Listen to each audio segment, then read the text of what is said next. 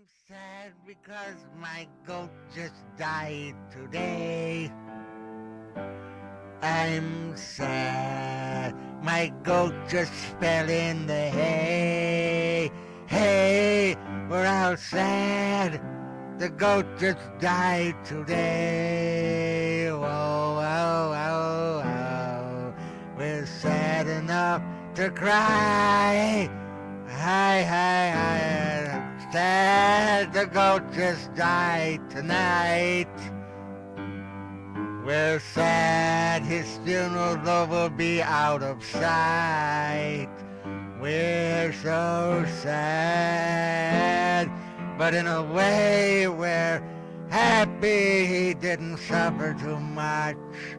He only got the cramps once. Sad, oh, the piece of poop wouldn't come out of his belly. Sad. We had to call Doc Nelly. We're sad. Well, you didn't say whether either of us were going to introduce the show or not. Do you want to do it? Sure. All right, we're All right, here. go for it. Episode 108. Me, Dan, and Fred, but his mic's muted, and he doesn't know how to undo it. So we're here. He's texting us, so we'll be able to relay whatever he wants to say on his behalf. And yeah, we're here. Fred, you got that thing fixed yet?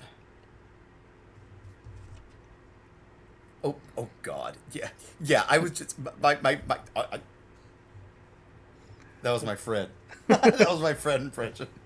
Uh, Yeah, little bit of a blundered, embarrassing episode, isn't it? It's just us two. There is no Fred on account of I think he's visiting his uncle. Something. Sounds like a lie, doesn't it? Sounds like he's lying, doesn't it, Bra? turn out your pockets. Yeah, just real quick, turn your pockets up. So why'd you miss 108? Yeah, guilt. The guilt will come back on episode 109 when he's back. You're busy. Yeah. More embarrassment. Mac, the Almighty, was supposed to be on here to talk about stuff and some kind of record towards the end of the night. And no Mac. I guess he was in a bad mood.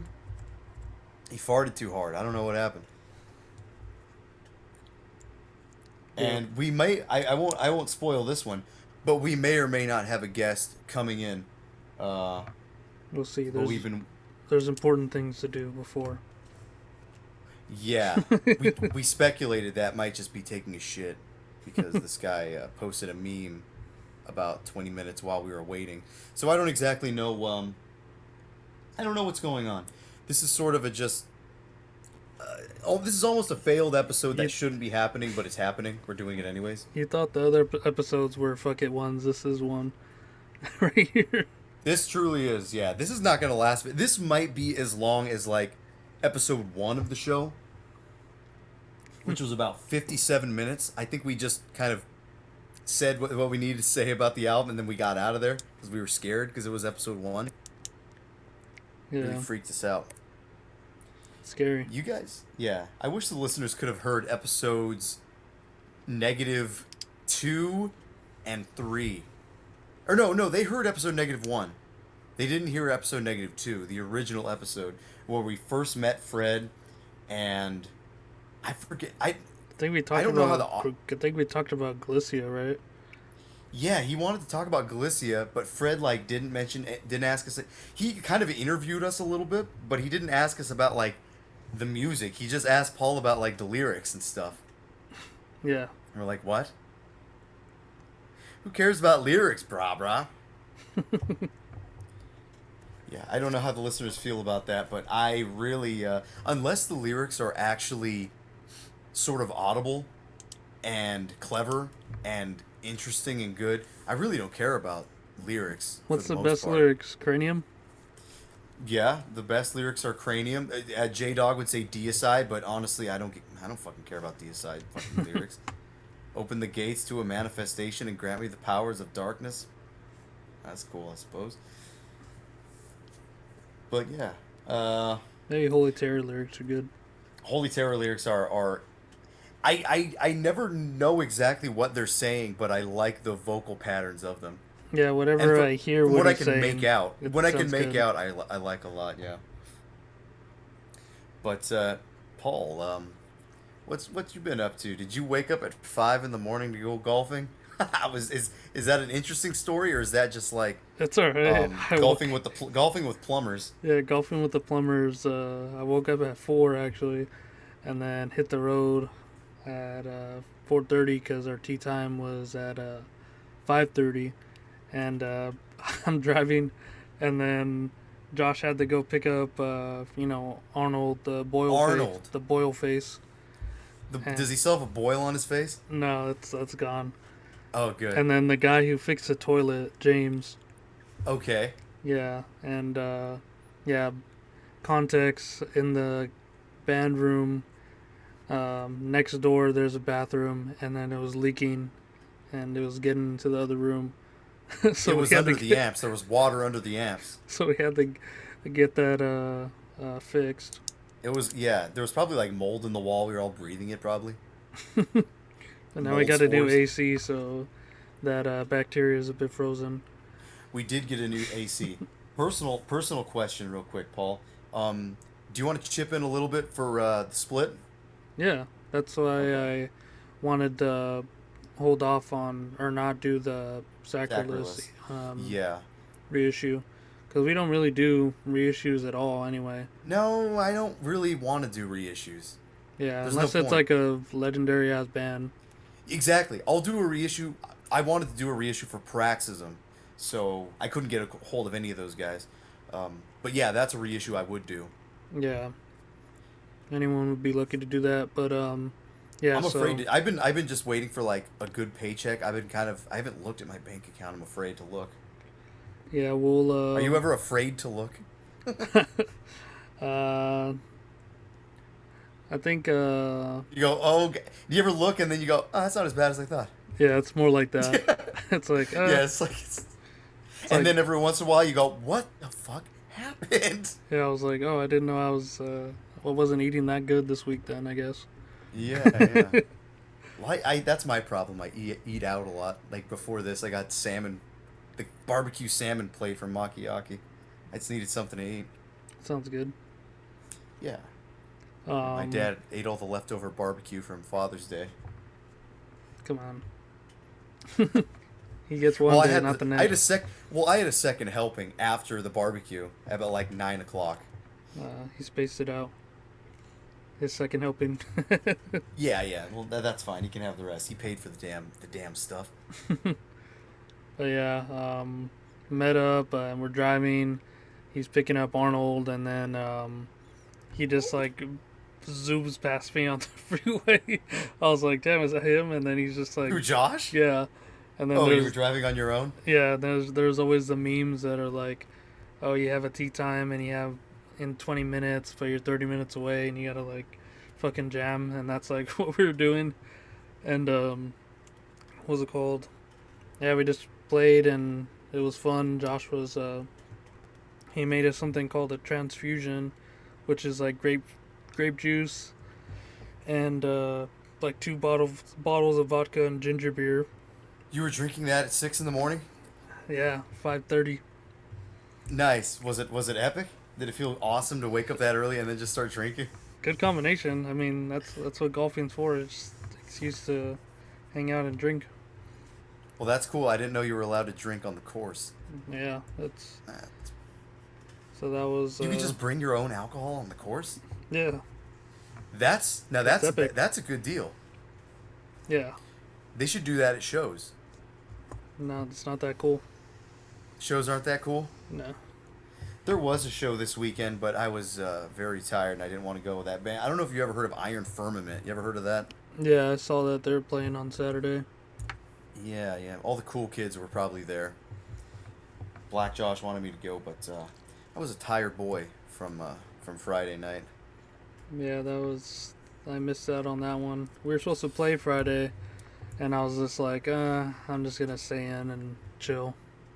Yeah, we were supposed to play Friday. we had a show with this kind of bizarre electronica dungeon synth guy named Morningstar. I think we mentioned this, that his logo looks like the Finnish Morningstar, but it's like Morningstar with a V instead of an A. I didn't quite understand it. We were supposed to go. We were supposed to mog. We were like totally ready to go, and then that was gonna be the last Galicia show. that was going to be the last Galicia future. show. Yeah, for the foreseeable future. Yeah, but there was curfew, and we just couldn't. They canceled it because of the curfew. Yeah. On account of these protester scum. Protester scum. Yeah, and then we had Wednesday, which was practice before, and we went monkey mode, which was even more. Ultra Nibba mode. Yeah, even more than that. That was basically just play as fast as we can the Galicia songs. Even the slow chords. Yeah, even the slow parts. One of them ended up sounding like Roots, Bloody Roots, and so I had to do my kind of like Max Cavalera, hip hop legend routine. It was kind of stupid. Like I was screaming, I was doing the new metal screaming, and like my face got all red. So I was putting all the blood was like rushing to my face. Yeah, Julian really loved that. Yeah, he did. Julian laughs like a puppet when he's like laughing really hard. Like goes, his mouth, it goes. Yeah. Like a puppet. That's funny. I noticed that shit at Anthony's. I like saw it in the corner of my eye. I didn't want to say anything, but like I saw his puppet mouth going. Like, So what else happened on Friday? Because I missed out. Epic barbecue. See.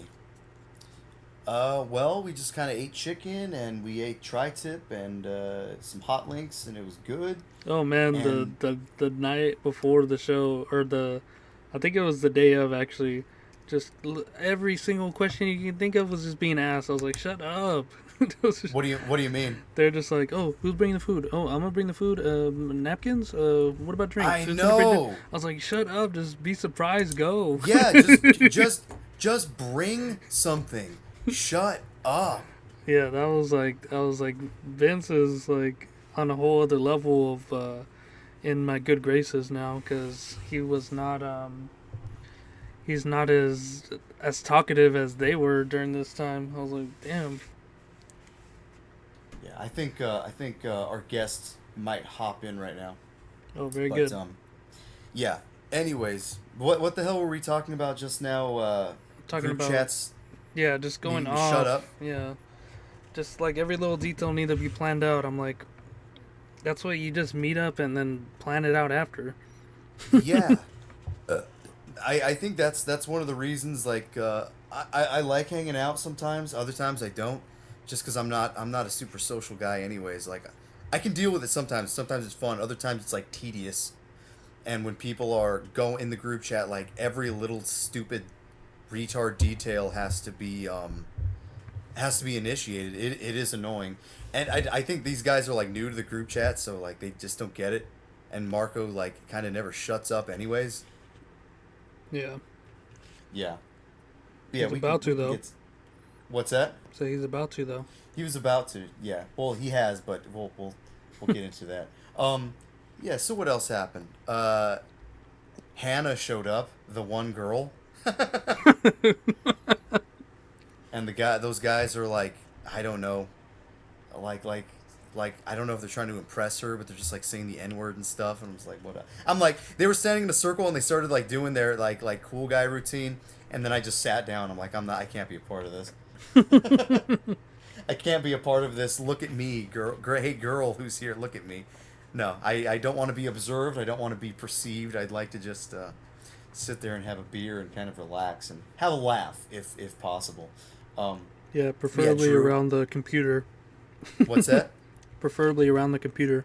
Yeah, well, we were actually outside this time. We were actually hanging around out by the table, out by the barbecue all night long. Didn't really get computer time until much later. Yeah, Drew got home, and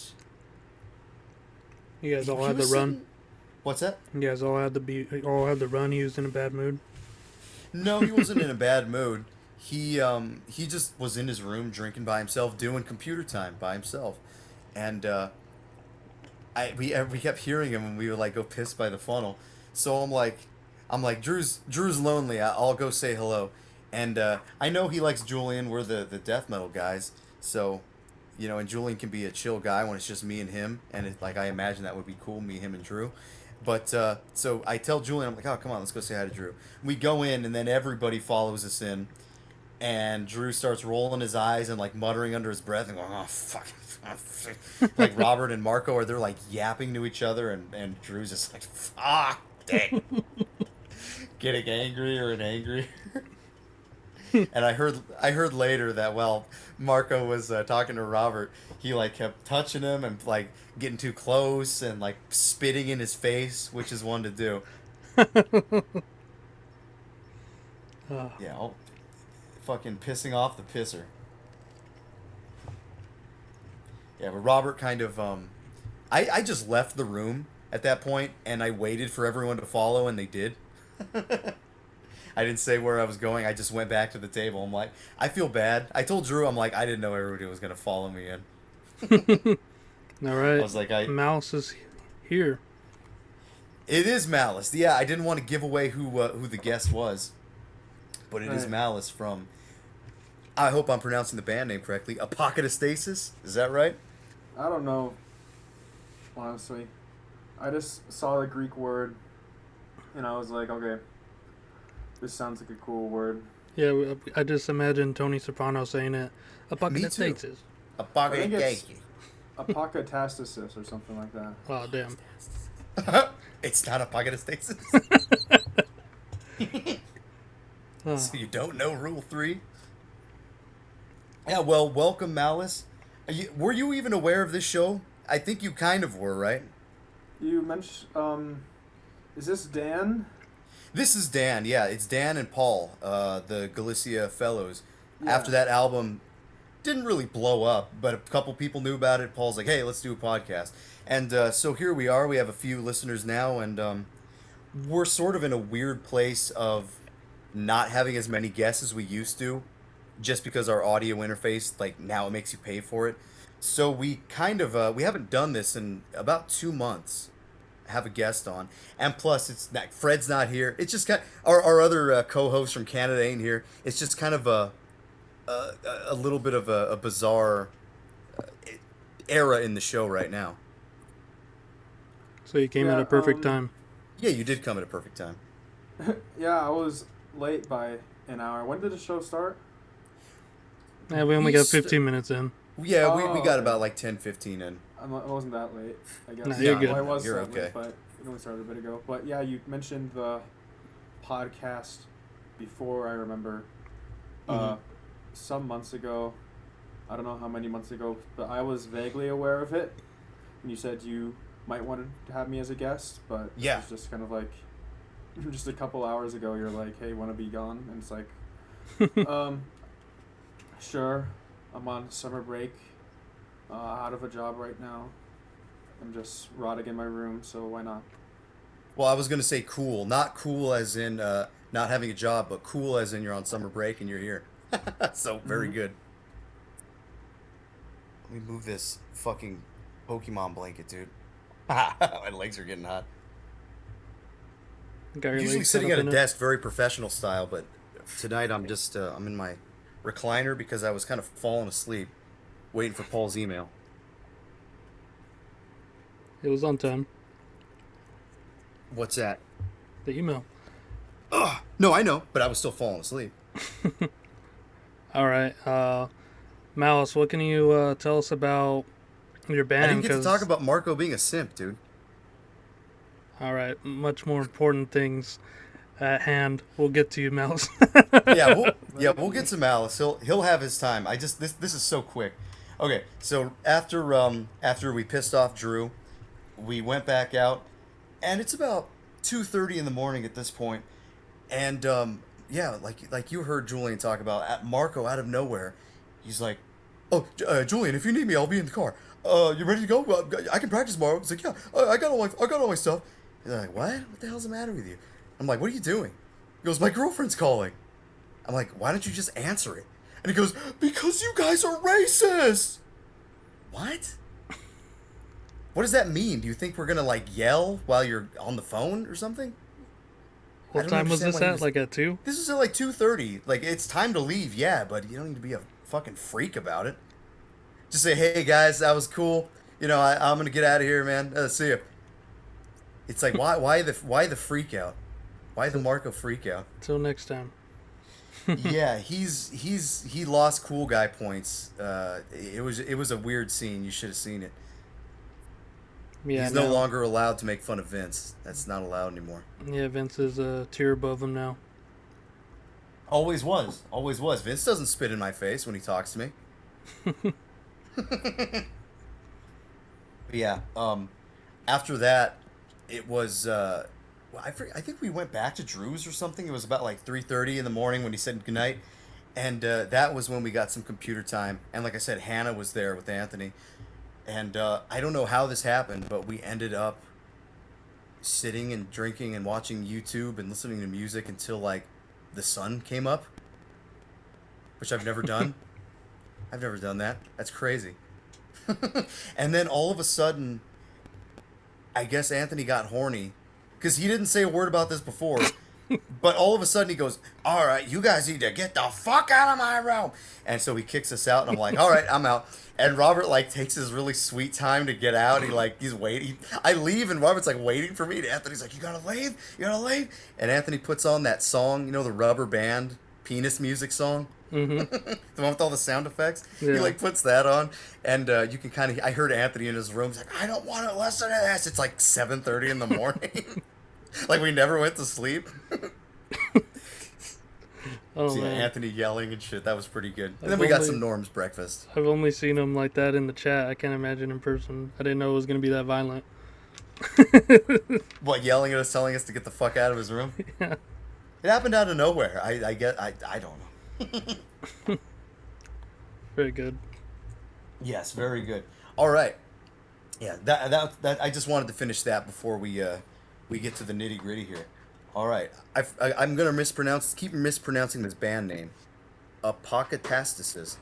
Yeah, Malus. I don't know how many interviews you've actually done, but yeah, what can you tell us about your band and your 2 releases and what's going on with you, man? Okay, well, can we do like a bit more specific question? Because there's like a lot I can start with. Dude, But I'm not sure what exactly. whatever you think is important, and whatever you like to like to bring to the table. I don't know. I'm kind of dazed, so I'll just start at the beginning. Yeah, go for it, So dude. basically, I don't know. I was writing a bunch of music, just Mhm. randomly, just had my Reaper open and was just writing riffs, putting my free MIDI VST drum MIDIs down and just making just very random songs. And then I kind of came up with my own sort of idiosyncratic style where I was mixing black metal along with brutal death metal. And I just recorded some songs in that style. And I think I was around like 16 or 17 years old. So like 4, 5 years ago. And I was like, this actually is pretty cool, and there is some level of cohesion to this beyond whatever riff salads I was producing when I was Right. like a jit. And so that became one of my first demos, Divine Restituents. It's like I made up that word on the spot, but yeah, that was just like a collection of stuff I made when I was like 16. Yeah, I and, remember hearing first that writing demo songs. when it came out, and I remember it was pretty solid. I don't know if it had blown up at all, but I do remember it was on the Burzum GameCube channel, which even back then, like 3, 4, 5 years ago, that was still kind of a people knew about that YouTube channel, and was almost like just a way for just bands to get exposure, in a certain sense. Oh yeah, the reason I was on that is because I knew the guy Mhm. on Instagram. Yeah, he had been on Yeah, here a some couple good stuff times. in it. Cool dude. Yeah. Yeah, I started out that way, and I was just kind of experimenting with styles. Like I had an EP called Remnants, which is more just straight black, and then Faded to Reprobation was brutal black. And by the time I finally made my first album, Consecratory Secretion. I don't know why I'm stumbling on the names of my own stuff right now. Mm-hmm. But I came up with like a full sort of idea for the band, and this is when I was heavy into like vehemence and like At the Gates. And This is referring to the stuff on the second album, right? No, the first album. Oh, okay. Yeah, go ahead. Yeah, I kind of let go a lot of the vehemence influence on the second because it's more black metal and chordal, but the first album has a lot more of those like the single note, brutal, like melodic slam elements that you'd find, I guess, in God Was Created and the like.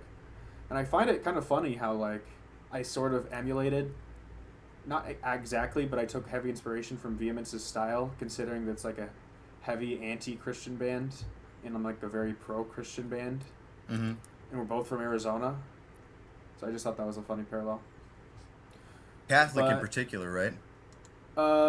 No. Honestly, I've been sort of skirting away from denomination in total. Okay. Not like non-denominational in like the rock and roll church sense, but it's just I find it kind of difficult to discern a tradition. Right, okay. Yeah, I understand that. And as for the music, I don't know, I just sort of was mending these disparate styles into one, and that was sort of the gimmick for that. And not gimmick as in, it was like somewhat of a gimmick because I thought it was like, oh, this will be novel and interesting to hear, as it's like something that's really been tried before. But I've heard some critiques that people thought the styles were too disparate and disjointed to really put together, and I can understand why. I personally don't think it's that much of a detriment because even if there is like stylistic discrepancy, I try to glue it together via whatever riffs I was stitching together, try to keep the melodies consistent within the riffs. But I can understand why some people love it, some people hate it. But yeah, I understand the kind of dichotomy where it wouldn't make sense, but I feel like it sort of does. Even with I honestly never really thought of it as black brutal death. For me, it always felt like a straight up melodic brutal death kind of thing. Just mixing those two. Yeah, like you said, like Behemoths made sense to me. Mm-hmm. Yeah, some of the songs were like more steady black influence. It actually has one of like the earliest songs I ever wrote, Dejected Core of Earth. And that was one of the first songs full songs I ever wrote that wasn't just like bullshit ideas like being thrown at the wall. And that was when I was like probably 14 or 15, in between then. And that's like a just straight up black metal song, but like tuned to B flat. So you wrote that when you were 14. What were you listening to at that point? I mean, because you're so young. What at that point? What kind of black metal stuff were you into? Was it more sort of mainstream stuff, or were you kind of already dipping into lesser known stuff? What was interesting at that point is that I didn't even really like black metal truly. I think at that point, I was always more of a death metal guy. I mean, even the black metal I did like, it was more of the bestial side. Like, I would just bike my way to school listening to Pro Fanatica or Bestial Warlust or Beharit and any of the more second wave stuff. Mm-hmm.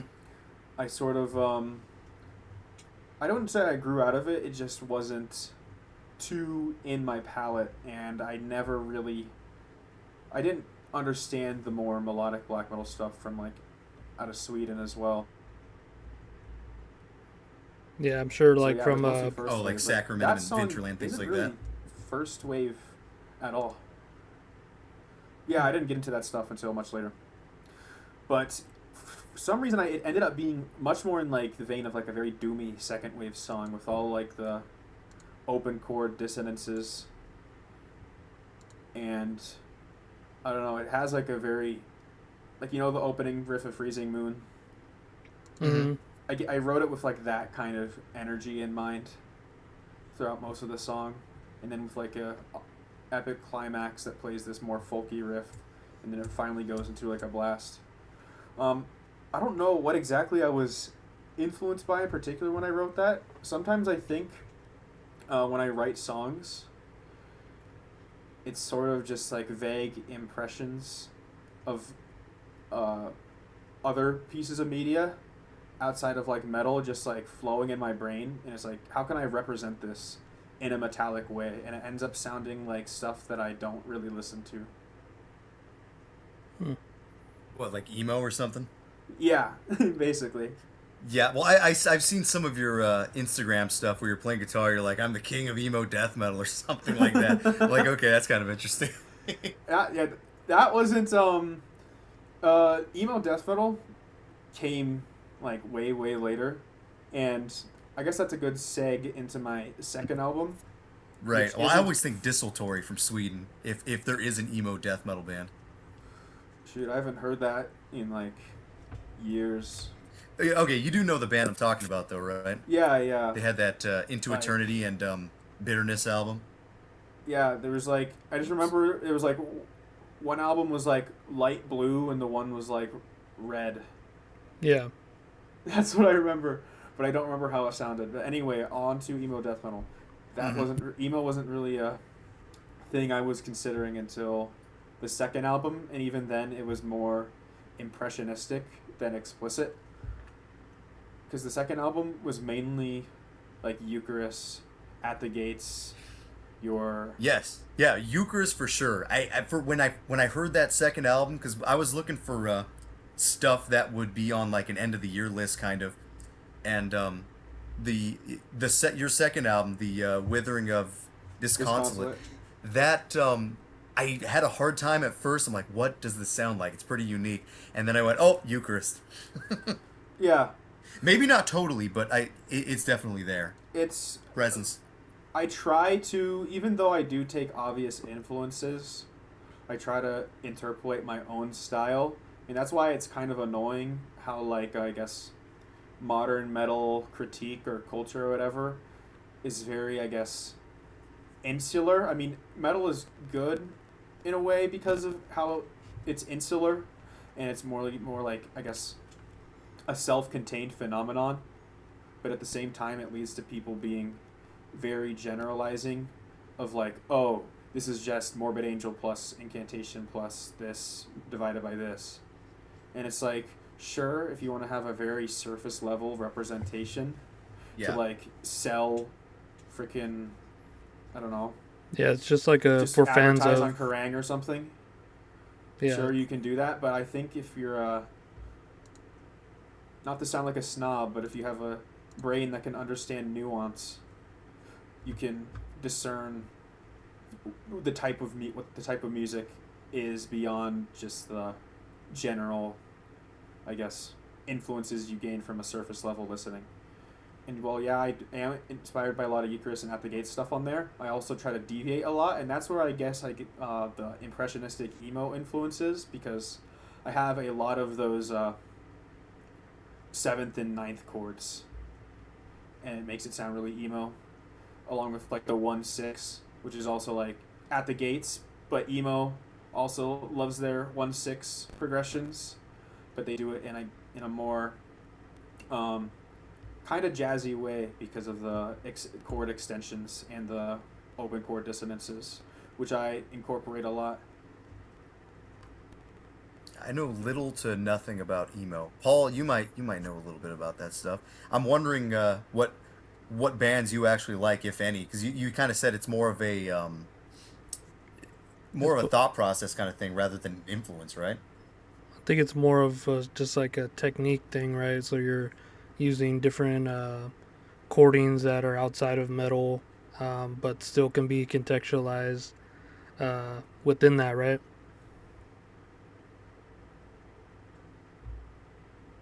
Hey, hello? Yeah. Can you? Was that for me? Yeah. Yeah, Oh, we're sorry. Say it pondering again. about your emo stuff. We're kind of wondering where some of that might be coming from. Okay, yeah. Yeah, mainly in a lot of the chord voicings, because a lot of metal will just do straight up triads. Like, your black metal, your typical black metal riff, you'll play a E minor triad and then like an F minor triad, and that's like the Paul, chord do you know what a progression. triad is? I'm a drummer, dude. I don't know what that. I do play guitar. I have no idea what. I don't know what that is. Do you know about scales, right? Barely. I know what they are. I don't play them. And if I do play them, it's by accident. I speak in more technical and theoretical language because I'm Right. used to, because I took like band and theory classes in high school. Yeah, there might be a couple listeners out there who know what this stuff means. I'll try to do a quick overview just so Yeah, go you for can it. get a better understanding. But within I'm learning too. within a scale, there's like 7 scale degrees before you reach an octave. I'm sure you know what an octave is. Sure. Yep. Yeah. But So- yeah, that's when he goes, wow. Within the 1 scale degree, that's your root note, Uh-huh. and you go. I'll try to hum it out. So I'm gonna start on a C. So, do, that's your C. That's 1. Do, and that's your second. Do, that's your third. Do, that's your fourth. Do, and that's your fifth. And Mhm. triads are basically 1, 3, and 5 stacked together. Yeah, the roots, right? Yeah, the root, and then the third, and then the fifth. Mm. And it works because I guess the math plays out somehow. Like, the 1 and the 5 is like the most stable, like, harmony you can have besides the octave, and that's how you get, like, your power chords. Yeah. And so triads are basically just like power chords, but you have your third in there, which determines whether it's major or minor, and it gives it a lot of that harmonic character and tonality. You mean just like the big power chord? Is that what you mean? Not the big power chord. Not the big power But- chord. I'll use tablature. I'm gonna use tablature language. So let's say you're on the E string. Okay. You're gonna play 7 on the E string, 5 on the A string, and 4 Okay. on the D string. The that's 7 kinda on the E wacky. string is your first. The 5 on the A string is your third, and the 4 on the D string is your fifth. Have you ever used that Oh. chord before? I don't know if I've ever used that chord before. I'm trying to think of like ways to explain it, but it's just chords are built mostly off of these stacked thirds, which is like Uh-huh. 1 to 3 to 5, and like the most basic one is like your triad, which is used in all sorts of music from like classical to pop to jazz, and it's just the building block of like harmony. And since Okay, great. metal music is less about harmonies than I guess most other music, there isn't really a lot of harmonic interplay, and so when they do use it, it's mostly just your triads or some like neoclassical type chords, which aren't that like harmonically intricate. Mm. And so I went on a tangent there, but I hope I explained it well Yes. enough. But yeah, instead of doing that like a typical black metal band would, I would drop the third or a fifth or like add a seventh, or just have the 2 notes that ring out be like a first and a seventh, which would be like those really dissonant sounding what they call panic chords Mm. in metalcore. Right. The And I just attack style. I'd stray away from the more typical triad harmony, and just try to stack. One of the most popular chords in metalcore emo is like the stacked fifth chord, where it's like you play your power chord, but then you play a power chord on top of the power chord, and it sounds super deep and resonant and lush. And it's like you'll hear it in like all sorts of like alt rock, emo, shoegaze type stuff, and that's kind of been a crutch for me on that album. Because even though it's like that's like the metalcore chord that everybody hates, I found out a way to like metalize it and make it my own. And yeah, that's how I sort of incorporated some of the emo influence. So, Malus, does that come from more of like a theoretical start, or do you come up with this sort of like voicings while the guitar's in hand? This is gonna go into, I guess, my basic. I have my own intuition that, I guess, theory helped me create. Mm-hmm. Even though I speak in a lot of theoretical terms, and like I sound autistic. No, it's just a language. I just like think of it. I just like, I learn it, but I just intuit it after I learn it so deeply, where I don't even think about it. I just play what's in my head and I transcribe it to guitar, and I'm able to easier transcribe it to guitar through my knowledge of theory and the intervals. Like, I'm not into like deep jazz theory. It might be cool to get into that, but with something like metal where the melodic and harmonic interplay isn't as deep as something like, I guess, classical or jazz, but still has a more adventurous narrative structure, I believe that it's pretty easy for me to transcribe a lengthy and dense composition while just keeping it to like single note guitar voicings. And I just think it's like a good middle ground for me, who wants to be more intuitive and less strictly intellectual with what I create. So you're not necessarily composing, just kind of playing what's in your head, using this music theory language to transcribe it, and then there's that. Yeah, that's most of my writing process. Nice. Like, I don't even. It's not even. I don't even think of it. I wouldn't even say I think of it theoretically. I just like.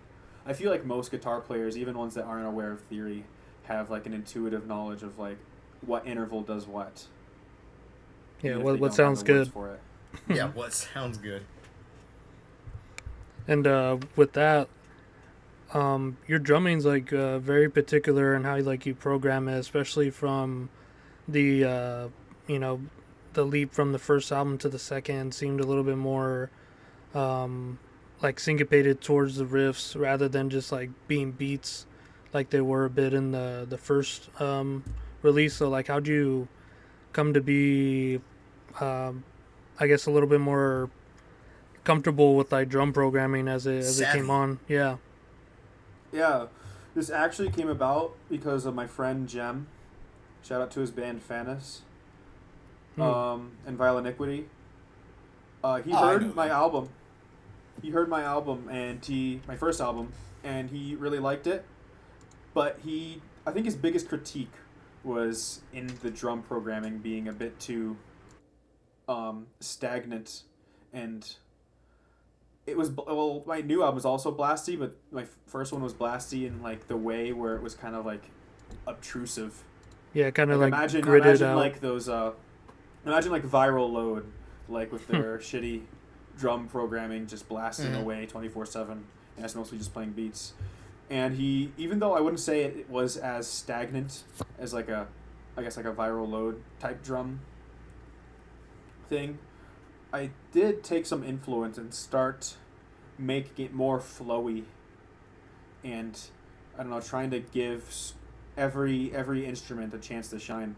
And so I was like, okay, if I'm gonna program these drums, I'm going to be very nuanced with how exactly these rhythms are gonna play out. Instead of just doing like a rock beat, I'm gonna have these just your little embellishments that you typically improvise.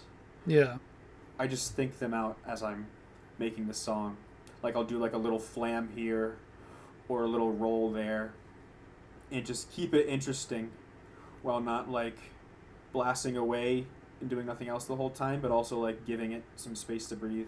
Just becoming more mindful of like the place in the song, because I think my second album, even though I still like my first album a lot, I think my second album I became a lot more aware of the whole, like a holistic sort of vision when it comes to composing music. Yeah, Because instead my of first one, I just focused mainly on the guitar riffs, and everything else was mostly an afterthought, like the vocals, lyrics, drums, bass parts. I just wrote guitars, and I was like, okay, let me just put this on. And I was also in a rush to get it out because I wanted to try to get it out before I turned, I think it was 19 or something. I just thought it'd be cool. Yeah, I dropped an album at 18, even if I sacrificed some of the quality. But yeah, just more mindfulness when it comes to the whole composition rather than just focusing on the guitar parts, because even though I still think guitar parts are like most important in like metal band, like the actual writing and the melodies of it, I realize that drums, like, they can really turn, I don't know, probably a stupid analogy, but they can turn like a 6 out of 10 to like an 8 out of 10, something like that. sometimes even a 10 out of 10. Yeah. No, but yeah, I definitely heard the nuance that you played on the second album, because like you said, it was leaning more into like the what you would normally typically hear with like drum program bands, where it's just like just laying beats over. You know, there's some that will throw in a roll, but even that sounds mechanized.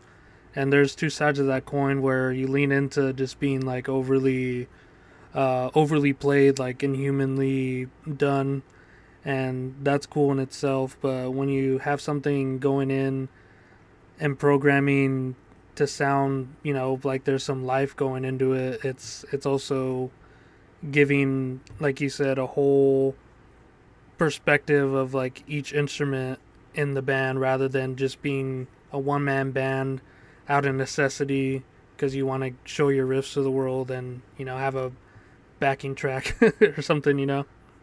Okay, I'm gonna spill the beans on one thing. I don't think he will really care, but you know Nick from Hessian Firm? Yeah. Love Nick. Another reason why I tried to make my drum programming have more life, he stressed heavily to me, this has to have a real drummer on it. And so I'm like, okay, but I am too poor to mic up my drum set. And so I was just like, I don't want to pay for a session drummer. I'm too poor to mic up my shitty drum set that's in my garage and has like terrible harmonics and acoustics. So I'll just try to program them as convincingly as possible, and it worked, at least for a little bit. I don't know if he knew it was programmed and he was just like, oh, that's good enough. Oh, he was deceived for a minute, I see. Yeah. And I don't think I ever like straight up told him that, but it doesn't matter anyway. The second one wasn't on Hessian Firm, was it? No. Did you release that, or that's just a digital thing? The second one I just released independently. I wanted to get it through a label, but I've been lazy. And I hit up a couple labels, and they didn't get back. And so I don't know exactly how the business works. And it's not like I'm expecting to I don't know any labels that would be good for Melodeath, because I've done stuff that's Melodeath-ish, and I can't think of any labels that really specialize in that or even really release that kind of stuff. You don't really hear Melodeath anymore. Is it just me? I feel like those bands don't come out anymore. Well, at least good Melodeath. I don't hear any of it. Metalcore comes out, but I don't know about Melodeath. I don't even think I make like at least the newest one I'm working on isn't even gonna be pure Melodeath at all. Like when you mentioned emo death metal, this third album that's in the works has almost completely shed any of the At the Gates Eucharist influence, and now it's kind of its own thing. I don't even know what I'm really influenced by. I'd say that, like, honestly, I'm more influenced by some of the stranger parts of Mortal Decay than, like, any of the Melodeath stuff at all. So, yeah, it's kind of shed most of that influence. So do you think it's... Go ahead, Paul. So do you think it's going back to, like, the first album where it was leaning more into, like, brutal death? Or are you getting estranged from that as well? on one hand it's closer, on the other hand it's still estranged. When I show it to people, they're very on the fence about it, and to me that's like a compliment because it means like I'm doing something strange and people don't know what to think about it, and I think that's cool. And they don't really know what to compare it to. But I have a wise friend that I like to seek musical and philosophical in life advice from, and he just told me, "Oh, this is just emo death metal." And it's like not like emo as in like Pierce the Veil, but like Jerome's Dream or Page 99. Yeah, Okay. Paul knows about that. That's cool. Some like screamo shit. Mm-hmm. Nice. So are you playing like octaves and shit, like Orchid and bands like that? Yeah, octaves and more stacked fifths still, and a lot of open chord dissonance, and very, very short songs. Damn, you got me intrigued now.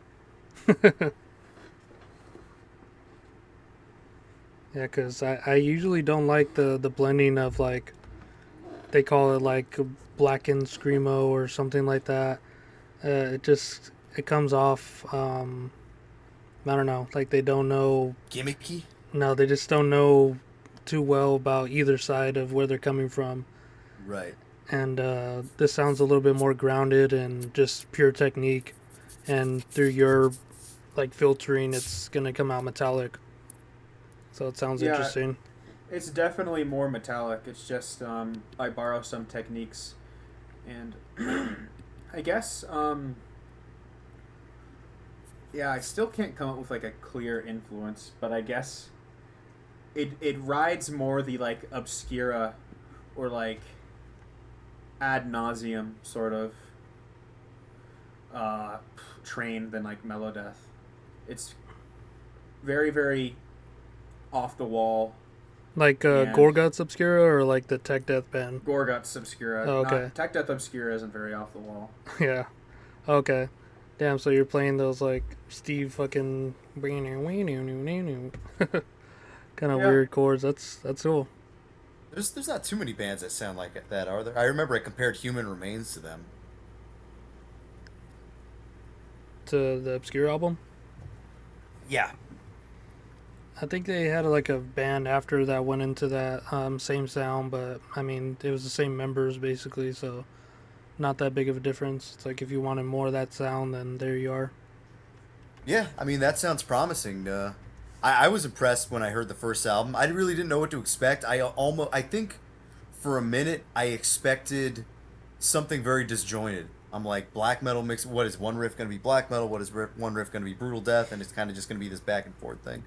But yeah, I was impressed by it. Like it had riffs during a time where that's all I was obsessed with. Bands with actual riffs rather than sort of disgorge type brutal death or black metal that's like Blazebirth Hall-ish atmospheric stuff. I think there was a point where I'm like, I want riffs, not just texture or atmosphere. And yeah, your first record did have that, and it it did it for like me. I didn't. There was one disgorge type song on there, and that was more for like of like a. I'm trying to think of how to put this. I'd say it's like more of like an atmosphere piece, where it's like I guess the music is still competent, but it's more to like add to the entire narrative. But on the whole, it's like I took the riff oriented styles of both of the respective genres. Like I wasn't leaning into the disgorge, I was leaning into like your OSBDM, your scattered remnants, or your vehemence.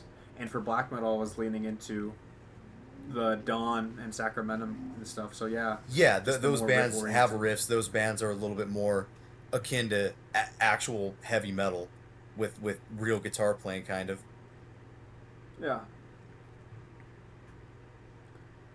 Yeah, I think that's why I like the first wave black metal stuff, because it's a little bit more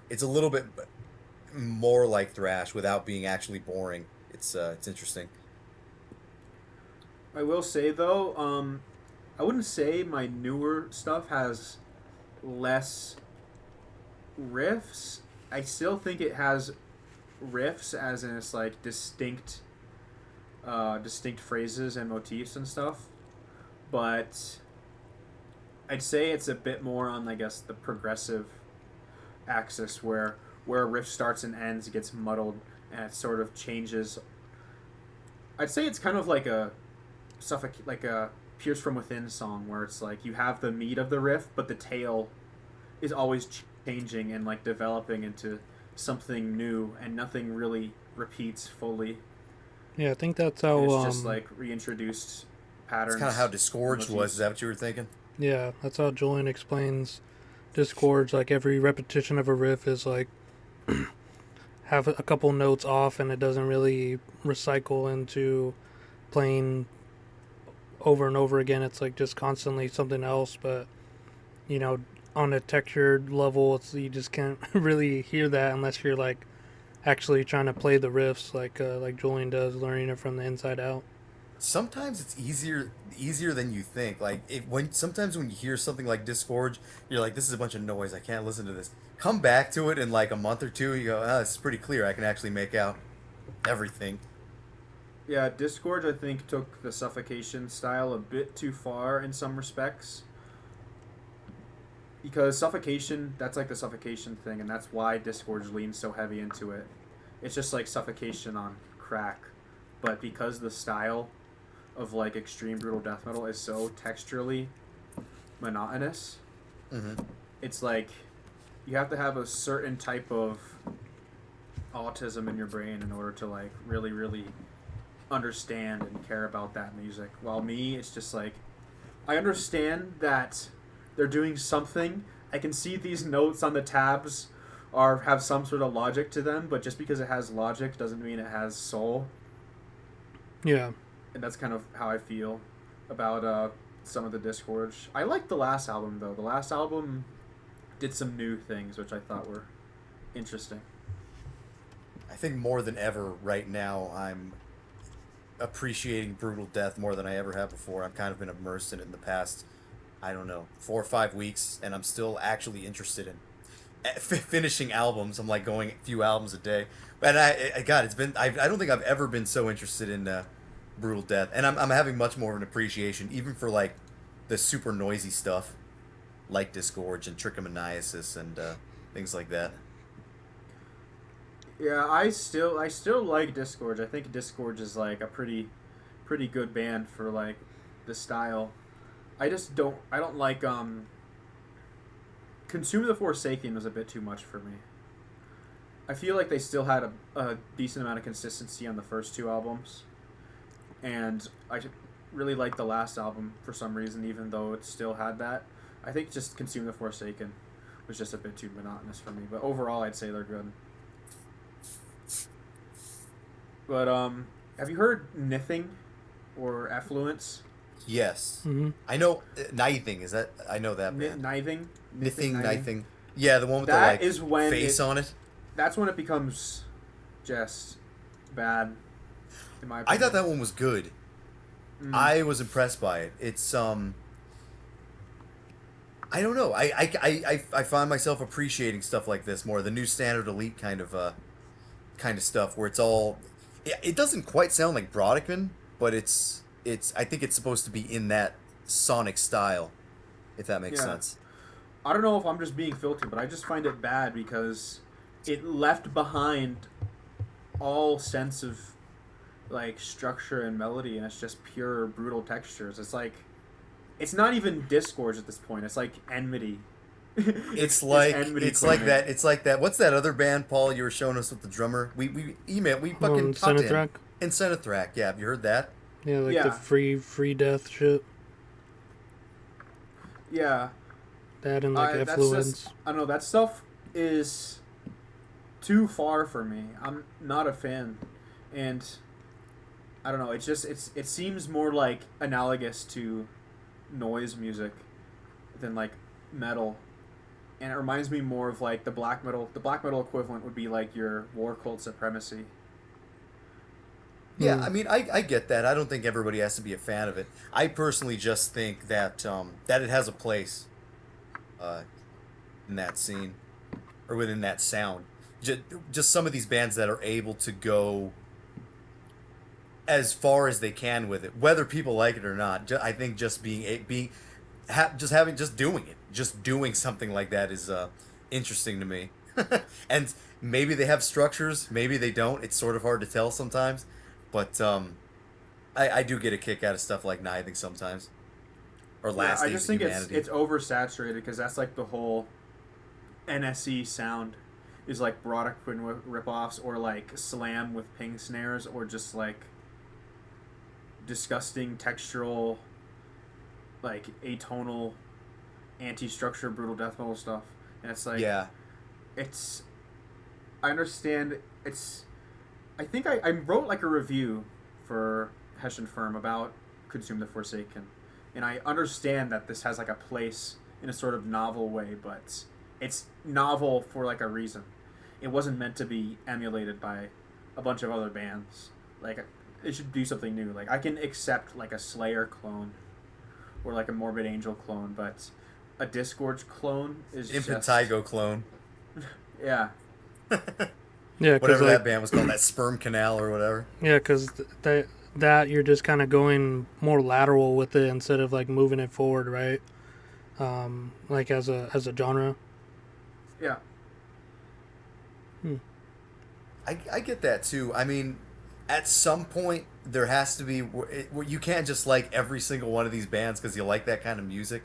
There has to be a point where it's like where is the best one of these, or at least where's the like top 10 I think best of these kind of albums, and I then think that you know that Nikhil Takwar, I'm probably butchering his name, but like the Indian kid with that. yeah, we saw him live not too long ago. He was awesome. Saw him on Yeah, drums. he is. I think he's probably the one. Like Yeah, him, he's the Wunderkind.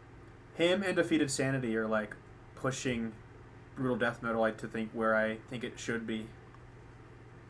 More like Yeah. technical and structured. Yeah. While it still has like more textural and brutal like elements, it's kind of like the best of both worlds, where it's like extremely brutal and like the production is very, I guess, crushing, and it's just like you can listen to it for like a sort of lose your mind like wall of noise experience, but you could also have it as like a sort of intellectual exercise if you want. I prefer to like take it both ways. I feel like that's like the best metal does both of that. Yeah, smart and stupid together. Yeah. Yeah, perfect. That's what makes a good album, I think too. Yeah, I think I always those- bring this band up, but I'm wondering, what do you think of Wormed? You ever heard their first record, that Oh yeah, Planispherium? Wormed. What do you think of them? That was a long time ago. Oh yeah, it's I think it's one of the wildest things in a way that's not like Disgorge or Brodequin. It's like Cryptopsy amped up to me. I think that's my favorite brutal death album. That first Wormed. Yeah, I don't know. I don't remember it enough to say anything, but Oh, it's worth Another coming back band- to. It's awesome. another band that when you say Cryptopsy amped up, I was thinking of like Mindly Rotten. Mm-hmm. Finally, Rotten's cool. You know, the Colombian stuff. It's not as forward thinking as Worm, but that's what I think when I think like Cryptopsy amped up, because they actually have like a lot of hidden melodic riffs. Like, Yeah, I like Cryptopsy that kind of does. stuff. but it's Yeah, so I lo- off the wall that it's like you have to listen really, really closely past like the bad production and like the crazy gutturals. To I kind me, of it's prefer like the bad production. Yeah, I like how crazy it is, but I feel like it's sort of capped because it just goes 100% all the way the time. But it's like it has a good concept. Yeah, I think there's a lack of people taking influence or listening to the Colombian scene, because it seems like a lot of just regionally based shit that sounds like that. There's like one band, Bane, that is kind of in that. From LA. Yeah, from LA. That's Yeah, that was awesome. That was a cool find. Yeah, that's in that sort of sound, but like the NSC stuff, it's just like Brodequin, Disgorge, and it's like there's more bands than these two, you know. I think my problem with those bands, you don't get me wrong, that's really not my favorite kind of brutal death. Those bands lack a lot of they kind of have no variety. Which one's And I the kind of Colombian? the NSC type Oh, okay. bands, Yeah. you know. I kind of I need variety. I need the cryptop. That's why I call it like cryptopsy style, or at least death metal that is that has the old school mindset where they are able to do all kinds of things. Like you'll have a fucking brutal part, you'll have a mid-paced brutal part, you'll have like a random melodic kind of finish sounding thing. You just have these weird little flourishes all over the place. Stop starting riffs, dissonance. I like bands like that. Say like Jumping Jesus, for example. A band that kind of is able to do everything. And Bane almost feels like that too. Worm feels like that. Yeah, I think you're more Cryptopsy core, I'm more Cataclysm Yeah. core, where it's like fucking Appalling Yeah, like Spawn Broken and, Torso and stuff. yeah, where I understand that. it's a little bit more Melodic. wild and melodic. Yeah. think Did I you have hear more that time band for that. I sent you yesterday? What the hell were they called? Something with an A. Acephalus or something like that. Yeah, you didn't check that out yet, did you? No, I think it's for you. You'll like it a lot. yeah, but yeah, Malice, what do you think about brutal death metal that's melodic? Like, Well, I made an So- album like that, so. Yeah. Honestly, I've heard Broken Torso a couple times because that became like a cult classic. Yeah. It didn't stick in my mind. I don't know if that was my fault or the band's fault. Maybe I'll try it again. That happened Someday. with me, and I tried it again, and it's great. Yeah, I'll trust you. But for melodic brutal death metal, I like. This is gonna be like just very very obvious, but I like Vehemence, Lycathia of Flame, and Appalling Spawn. yeah, Falling and- Spawn is one of the best. yeah, I don't know KTF how long we Flame were is listening great to too. that. Yeah, yeah. I mean, Lycathia of Flame and Appalling Spawn is just kind of like, it's like there's like it's the same band, so Yeah, Yeah. a lot of the same stuff. yeah, you just Is get that the, a super obvious one? Do people know Appalling Spawn? I guess not, but people I'm not know even like aware. Lycathia of Flame, at least in the circles, as I'll put it. yeah. That they know Lycathia Flame, and I guess by extension they would understand something like Appalling Spawn. Right. Yeah, I think I like. Flame. I was gonna say I think I like Appalling Spawn better than Lycathia Flame. It's just that Me too. more ferocity, I guess. I just more akin to that than There's a little bit more interesting ideas going on in there too. yeah. It's in that same space as not quite going into what brutal death metal became, but still pushing death metal to its limits. Being extreme. I think I'm trying to wonder, like, is there any sort of melodic brutal death metal that I was into besides that? And it's like, Well, I mean, you got the great Sure. ones. Vehemence is fantastic. There's not a lot of them. That's the thing. I don't think there's like It's a very whole niche. group of them. Yeah, there's this band that I found yesterday. I showed them to Paul. I'll have to send them to you. Nobody knows who they are. I just found them on a Metal Archives advanced search. Melodic brutal death metal. There's not that many of them. There's only a few, and only a few are actually good.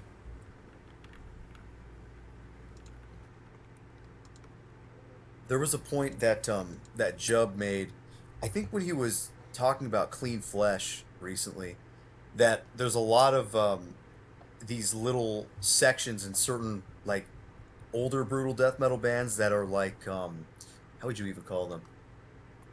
Just these weird little atmospheric kind of things, like that sort of don't fit in that stuff. There's one on that Leveled album. There's one on the Clean Flesh album. There's some in that Wormed album. There's some kind of in the Bane. There's some like everywhere. If you actually pay attention, there's all these little, almost like sometimes they sound like dungeon synths. Sometimes they sound like electronic music. But I like that idea that those things are sort of just thrown in. Even like Dripping. Dripping has a bunch of weird samples kind of thrown in yeah. there too. I do like that idea though. I think it's interesting.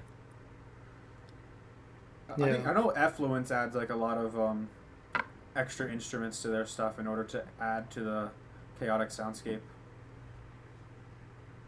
Oh, Appalling Spawn has like a million of those things in there too. Hmm. Yeah, it's like all the jangle riffs, and it's just like the instrumental breaks. Yeah. Well, that's usually what they are. They are instrumental breaks, but they're usually not very long. They're like sometimes 10, 20 seconds, that's it. Yeah. And there's like Umando Gran Nujo, that Splatter Tech album. They have like a bunch of fucking electronic shit all throughout it. Oh, as do well. they? Yeah. Yeah, I remember that one being more like punk, kind of, what do you call that? Crust punk, like gore grind kind of stuff. Hmm. For whatever reason, lately I've been tending to avoid that kind of gore grind where it's just like Oh DB yeah. kind of.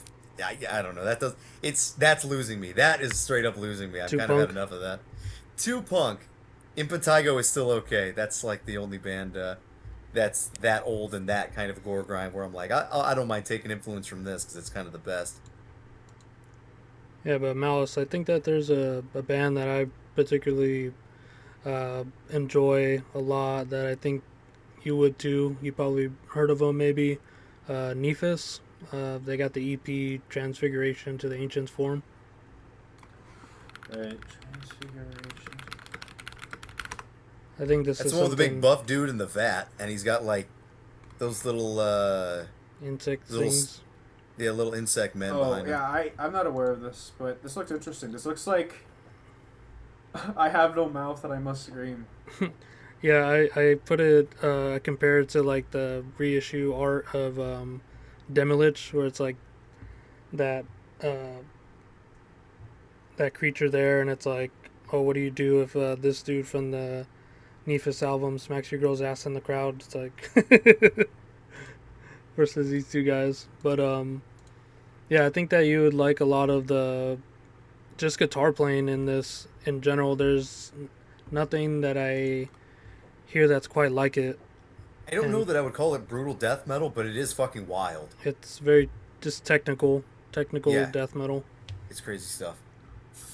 but not in a wanky way. Hey, there's a fucking comment from Shannon. It says wild drumming. Yep. Spotted Shannon in the wild on the show. Nice. But yeah. How'd you get hooked up with Hessian Firm for that first album? Yeah, I discovered death metal underground when I was way too young. And from there I kind of got influenced by a lot of the taste. And luckily I fell out with more of the politics side, but I retained a lot of the taste of it. Like I would look at the DLA for bands and stuff, and then I saw that Nick, one of the writers that I knew, had his own label, and I saw that he released some stuff on it, and I listened to Mephitis, and I was like, holy shit, I gotta get on this now. Because it was like Was that small the enough first where I could Mephitis just album that he make released? a case. Or the second one? Both, I think. Both. Yeah, 'cause I remember really, really liking the first one. I think that was one of the only times where I was like, whoa, this is a new band? These guys sound incredible. But yeah, from there I just like hit him up being like, yo, I knew you from Death Metal Underground, and I saw that you had a label, and I'm influenced by a lot of this sort of stuff. Would you check this out? And he heard my demos, and he's like, all right, we can do a full length because I like your sound and your style, and I think you're doing great things for somebody so young. And I don't know, I was just excited to release under a label. And that's kind of how that happened. I don't really have that much to say about it. I'm curious. I was gonna ask this earlier, but I forgot. Um, what has the reception been for both of the albums? Like comments wise, or just things you've heard? I'm curious to know about that. I think people are sort of on the fence, honestly. I know that people in our circle like it because, we like the same It's stuff. good. We have the same influences, and it's good. Mhm. But I think people outside, they're kind of confused by both of my albums for different reasons. People don't like the first one as much because, like I said, they believe there's like a discrepancy between like the styles, and it's mostly like people that I talk to, or people within like the hash circles that liked it. But there's also a lot of people in the hash circles that hate it. I don't know. I feel maybe I'm just being too self-critical, but it just seems that like my friends and people who like know my friends like it, and people on the outside are indifferent to it. And same thing with my second album. I can't tell if my second album was more or less polarizing. It seemed to have gotten less attention overall. But the first comment I got on my YouTube upload was like some guy being like, it takes a certain talent for somebody to play out of time and out of tune. And it's like, Yeah, I saw that comment. shoot, bro. I tried to take it. I took it in stride, and I like replied with like well, at least I have some sort of talent. It's like a little witty comeback, but it's kind of like, I don't know. I don't want to like feed the negativity at all, but it's a little bit disheartening to know that was like the first thing said by like an outsider on my music. But I don't know. I guess I shouldn't expect too many people to instantly get what I'm doing, considering that I'm trying to be more out there and using strange techniques. Well, how do you feel that it came out? I mean, production-wise too, because I feel like even with our own stuff, that's always been a problem for us, is getting a production sound that we actually liked. Oh yeah, I'm a poor college student, so I try to do it. I tried to do that one mostly by myself, and it's sort of amateurish, but it's like discernible and good enough for the style I was going for. And so I don't know. To me, production in metal isn't as important as in other genres. It's still good to like get a decent enough production so you can be able to be heard and sound somewhat heavy. Yeah. Or I guess whatever fits the style. Yeah. But I think I wouldn't say it's like a bad production. I just am not a producer at heart, and I Right. wish I'd get more experience with it. But I wouldn't say that it's like I wouldn't say that the production is like what's filtering. I just think that some of my intentional stylistic choices are the reason that people are on this fence, because I purposefully played that album very out of tune in like a LLN type of way. Interesting. I didn't realize that it was intentional. I thought it might have just been untuned, because we've done shit that was untuned too. Like there's parts in the fucking Galicia album that are unintentionally untuned. It just happens sometimes. Mm-hmm. And that was recorded at a studio. I don't think people even realize that. People think that fucking record was done like a rehearsal style. It's like, no, we went to two different studios to do that. But I personally like the way that one came out. It came out like just vulgar and nasty. Like it's just a big pile of shit, and I think everything about that record was supposed to be fucked up, and I think it came out that way, and I'm cool with that. Yeah, another thing I wanted to mention is not only was it like the detuning, but I guess it was like the leads that I was doing, and I don't think it's the leads purely. I think it's the leads combined with my detuning. But as I said before, I was trying to do it in like a LLN type way where it sounds like very withered and like lethargic. It does have that feeling. It's just so alien to something that sounds like Eucharist or something like that. You know what I mean? Like people kind of are expecting something that sounds pretty rather than something that sounds sort of like nauseated, which you're going for. You know what I mean? Yeah, I'm trying to do a mixture of both because I feel like these things aren't as apart as people think they are. I think that things, metal in particular, kind of lies in this sort of, I guess, kaleidoscope of like beauty and horror.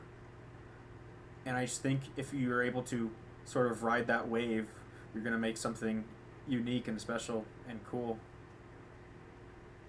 Yeah, I agree. But you overall thought that the two albums were worthwhile, right? I mean, despite any kind of negative comments. Yeah, although I would say that my first album, Yeah. I like it a tiny bit less.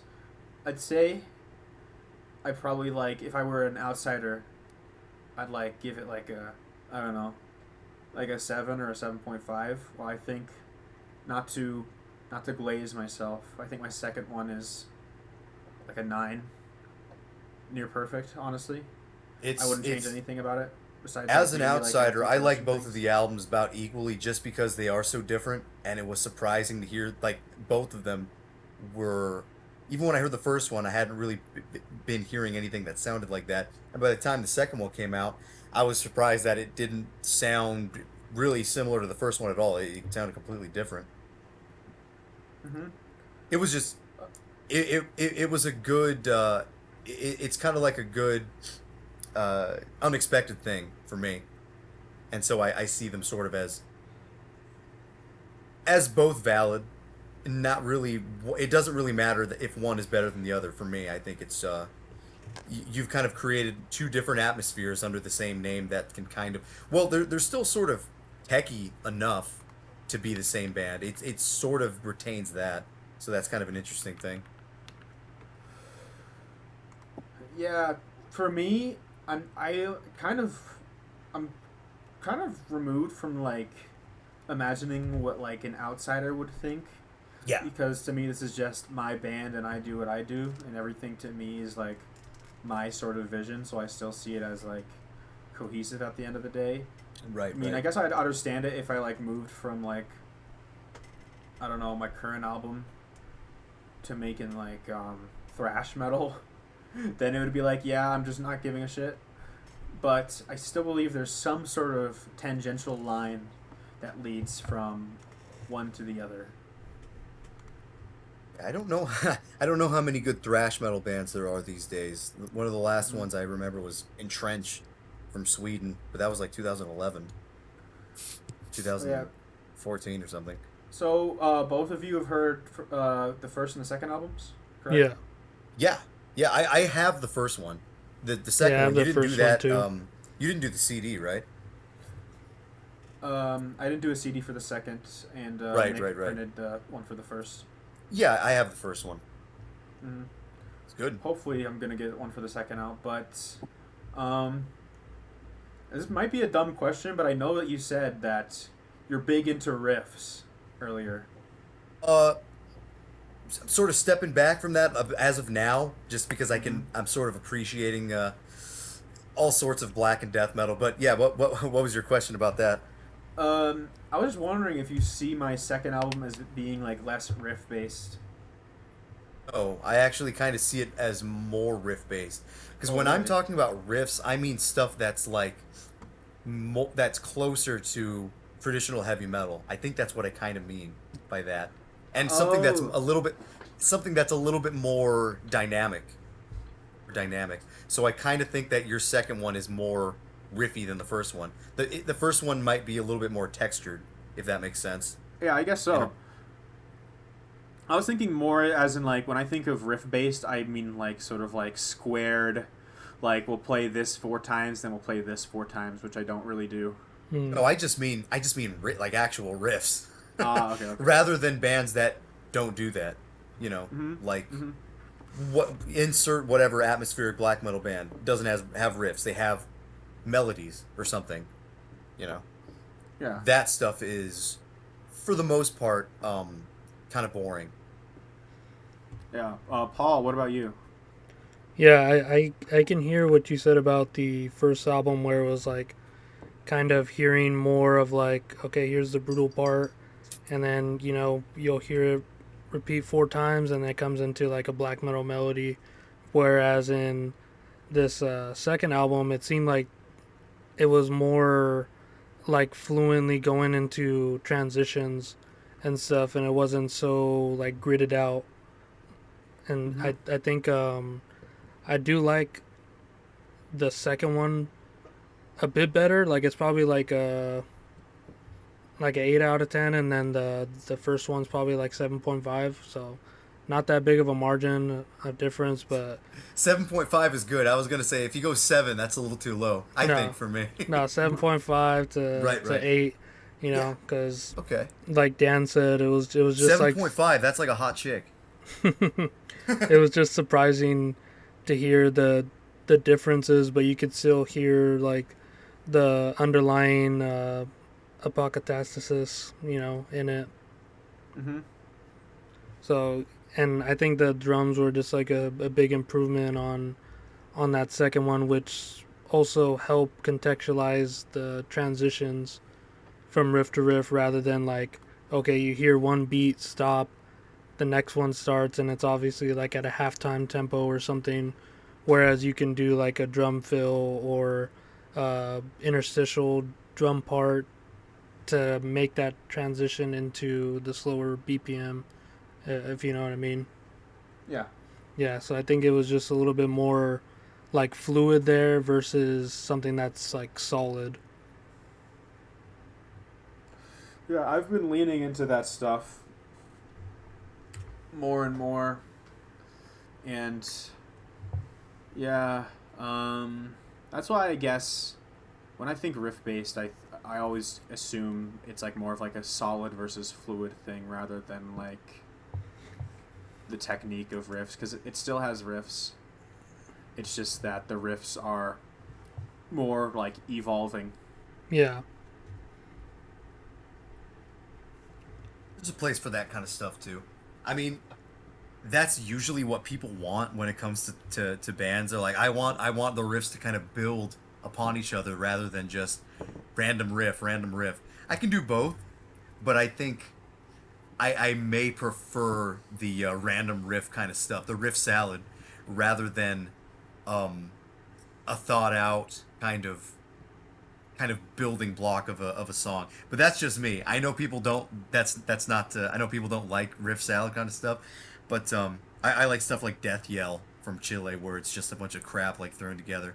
So I think I'm into that kind of they stuff. both have their place, and I don't think one is necessarily inferior. Yeah. When you write a riff salad, you have to just be very, very intentional about what you're putting on that's like so disparate, because like even a band like Suffocation, who is like hailed as this like labyrinthine, Yeah. notey masterpiece. It's all very by smartly elitists. put together though. Yeah, yeah. A lot of their riffs are like very, very jankily thrown together. Like at the end of the day, like they'll have one section where they'll mesh a bunch of riffs that build on each other. Then they'll do like this sudden tempo and key change that makes no sense traditionally, but it's more about the vibes and just like the feel of it. Yeah. And Well, I the feel thing like about if you're doing like a riff salad band, that honing that like intuitive energy of like, okay, we should go to this part is more important than being like some technical genius like composing songs. And I feel like it I don't also think a technical genius would do riff salad. I think that's more of a dumb guy's game. No, I think it's like the, you know, uh, two sides of a coin. It's like nature versus nurture. If you are just going off pure instinct, you're going to be more, riff salad-ish, because you're just going to hear what sounds good together versus, nurturing your, music abilities and understanding theory a bit. You can compose two things that would sound a little bit like dynamically different, but it all fits within like the same, yeah. I guess, like key. Yeah. Just but the like thing any about- debate, I think the dichotomies are sort of exaggerated and false.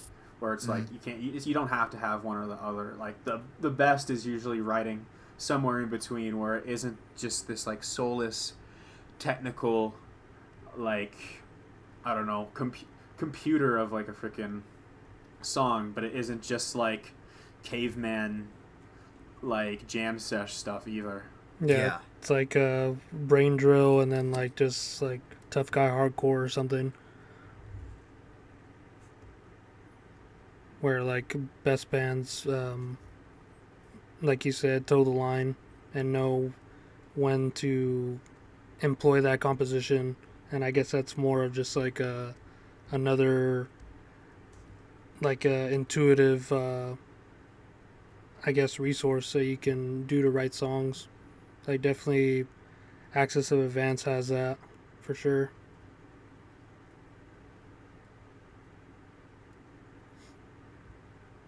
Dude, this thing about suffocation, like how you brought up, the, the thing about that is like you won't hear them go from all the riffs are equally good.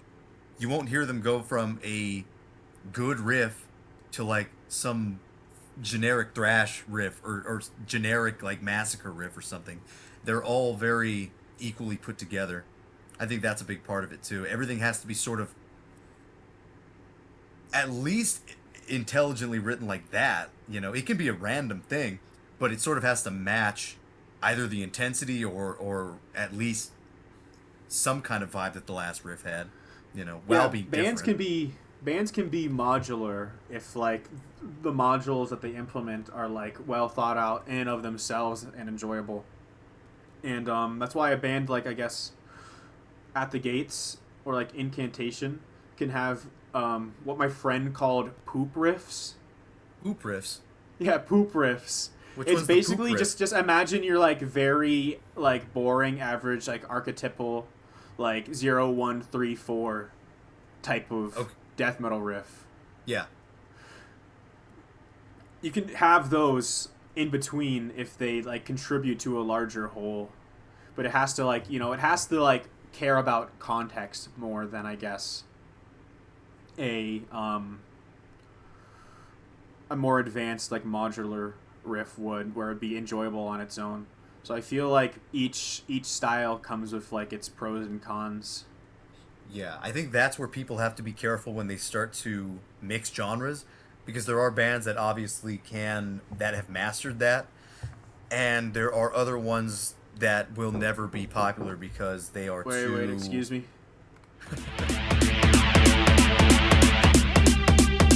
Welcome to the Buns and Burner podcast.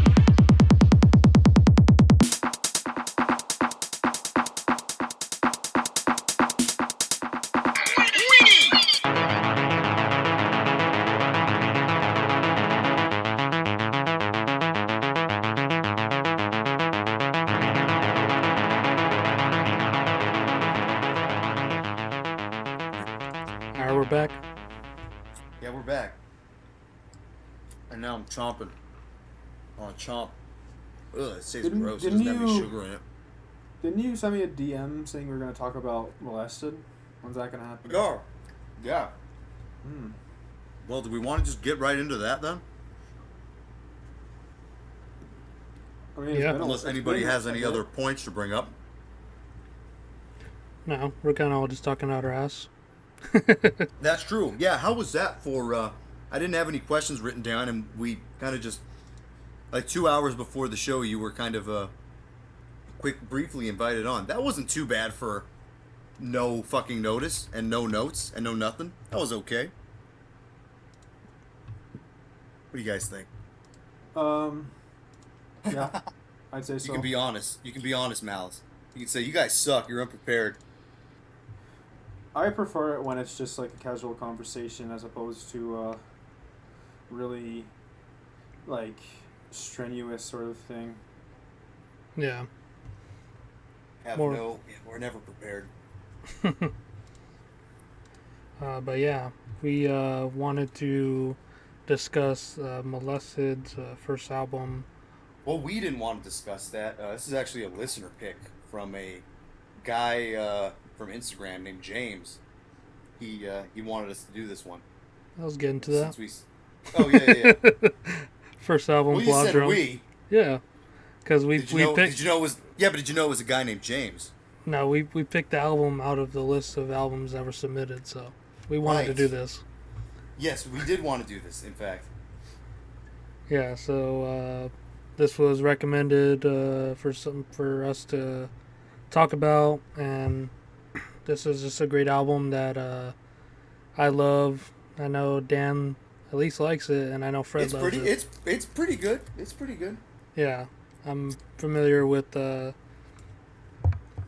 release and then the Storm Void EP believe that was after. Yeah. And I think it's from the same year, though. yeah, it's both 95, but I think it came out a little bit later. Mm-hmm. But oh no, 97. So 2 years later. Right. But yeah, band from Norway. They have a really unique, like, sort of dark atmosphere to this album that you don't hear a lot in death metal, other than, you know, like the incantations. Is this death metal? I guess it is death metal. It just has kind of a... It's like tinged with black metal in a weird way. Yeah, it's the melody and the incantations, and Infestor is a big comparison point for me. Not on like a riff to riff basis, but just a sort of atmosphere that both of these exude. It just feels like some of the darkest death metal that's been written. And Malus, have you come across this before? What do you think about it? Yeah. Funny thing about this band, not to bring it to myself yet again, but people have said that they thought that I was like influenced by Molested because of my guitar technique on the new album, where it's sort of like That makes going sense. oscillating in and out of each other, the riffs. And it's like, I wasn't directly, but I guess I can understand how it was inspired by that. And I guess the technique is cool. Funny thing, I think that happened because I'm an idiot and I didn't know how my audio interface worked, and I wasn't sure how to correct the buffer on it, and so I would just manually change just drag like riffs riff by riff, and sometimes it wouldn't be perfect, and so they'd sometimes like oscillate in and out, and it would create this like sort of strange atmosphere. And I was like, okay, it sounds cool anyway. And I'm not sure what happened with Molested, whether their technique was like on purpose, how the riffs are sort of oscillating in and out of time. Yeah, I'm not sure either. From the reissue that I have, it says that this album, they didn't really like the way that it was mixed altogether, like drums, guitars, and all that. And then when you listen to the, I believe it's 2016 remaster or remixing from Dark Symphonies, it sounds a bit more put together than what their first attempt was, and they said that they prefer that themselves better than, you know, the first rendition of it. But I didn't really hear too much of a difference within like actual placements of riffs and stuff like that. It was just more of you know, turning things a bit louder or lower. Didn't Dan Swano do the remaster? Let's see, from Dark Symphonies. I don't know. I'm pretty sure knew that Dan Swano did some remaster and reissue with like some like terrible alternative cover art. Let's see, from the remaster, I'm seeing that I don't see a mention of his name, but let's see, maybe this 2017 one. No, same thing. Yeah, I wouldn't be surprised though. But yeah, this is the guy from Boknagar, and then the drummer was later went into went into Gorgoroth, you know, later. So this was their, you know, bands before, which were more in a death metal vein, which a lot of the Norwegian bands were doing at the time, like Old Funeral and Immortal. But this one kind of just stuck out, and it's in a, you know, in a like land of its own, I think, compared to a lot of death metal, especially from that region. What's that pre-Emperor death metal band called? I always forget. Thou Shalt Suffer? Thou Shalt Suffer? Yeah. Yeah, that band was badass. Yeah, they're like that, and then there's also The Flesh, too. The Flesh. Yeah, I think that these guys stand above both those bands, though. But so how'd you come into finding out about this one, Malus, and what were your like first impressions of this when you listened to it? This is like another one of those middle school classics to me. That's like when I Middle found school. out about all That's the... early. Yeah, that's when I was still found out listening to all like the... Alice Cooper in middle school. That's when I found out all like the DMU classics was in middle school. Oh my God. Like your Infestors and Demolix and Adremelix. You really are a learned death metal aficionado. That's crazy. We're still listening I to went death metal school. like Slipknot and shit. Yeah, I never fell down that path. I went from... It was a funny sort of... Sorry for the tangent again, but I No, went it's from okay. like... Tangents are good. Yeah, I went from like... I remember I wanted to be like super edgy when I was like 10 or 11. How And edgy I we was, like, talking? Not like edgy as in like emo, but more like I wanted to be contrarian. Like all my friends would play Call of Duty, and I was like, you should play real games like, I don't know. Like Rayman 3.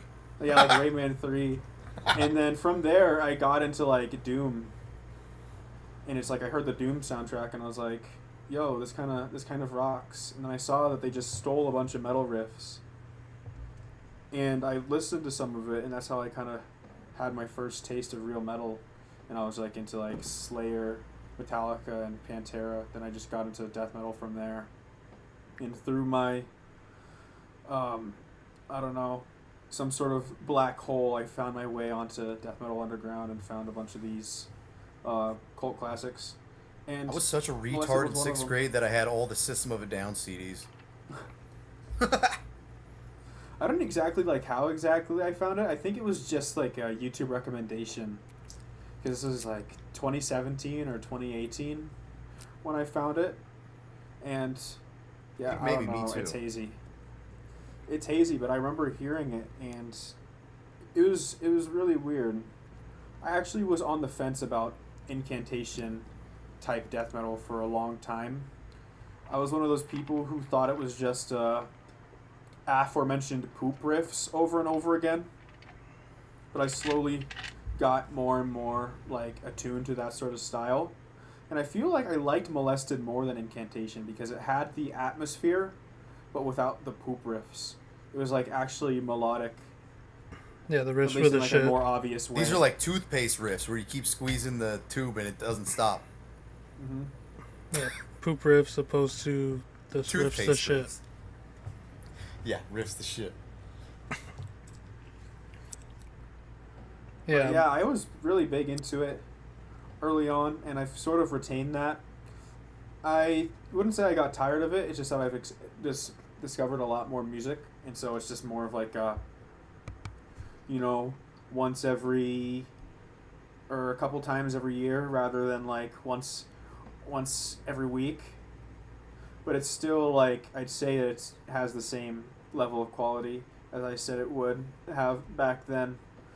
But yeah, I'm not too sure about like how exactly. I just remember I saw like OSDM for Life post it, and I was like, oh shoot, this is weird. I'm gonna keep listening. And yeah. yeah. I Paul, think do you remember how we fucking got into this? Like, was it a long time ago or was it like recently? I don't even remember. I think it was a long time ago, and then recently got into Storm Void because that's when we were in the Sacramentary Abolishment. Yeah, we were looking for like Hunt. war metalish stuff that's still melodic, and this kind of fit that a little bit. Yeah, the Storm Void more so than this album, but I think we were listening to this I remember listening to this in like later high school, maybe when you were gone though. I don't remember my initial thoughts about this. I remember always liking it, and that's kind of the extent of it. Like initially, I really don't recall like what were my thoughts about it. Did you have one last point, or should I read James's testimony here? Let's read what he has to say. Okay. He says, my friend introduced me to this one in college, along with a few other bands, Axis of Advance, The Chasm, etc. And it became one of my favorites. Even before listening to the actual album, the cover art immediately caught my attention. Probably my favorite piece of art for an album. It fits the music perfectly. What makes the album special to me is the music feels very exasperated. Similar to At the Gates or Sacramentary Abolishment, particularly the first album. I get that. The musicianship is extremely tight and competent, yet completely buried under inscrutable production, with riffs changing every 2 seconds that adds to the chaos. It's a killer album, and it's unfortunate the band broke up to pursue much less good projects, but many such cases. He says, it's hard to pick a favorite track out of this, but I would say Along Misty Morris's. I really like that main riff, banger. Says it also has a New York death metal kind of quality to it, especially because most Scandinavian death metal is unlistenable. I don't know what he means by that, aside from the Finnish stuff. Okay. I know other people have made this comparison as well, but this does sound like Battles in the North, mixed with, what the fuck is he says? Battles in the North and Pure Holocaust came to get us through the month. It also incorporates a little bit of folk music. So this episode is on, but holy shit, Storm Void is good. Gives me Acts of Advance vibes. Haven't bothered listening to today. Feel free to use any of that or not.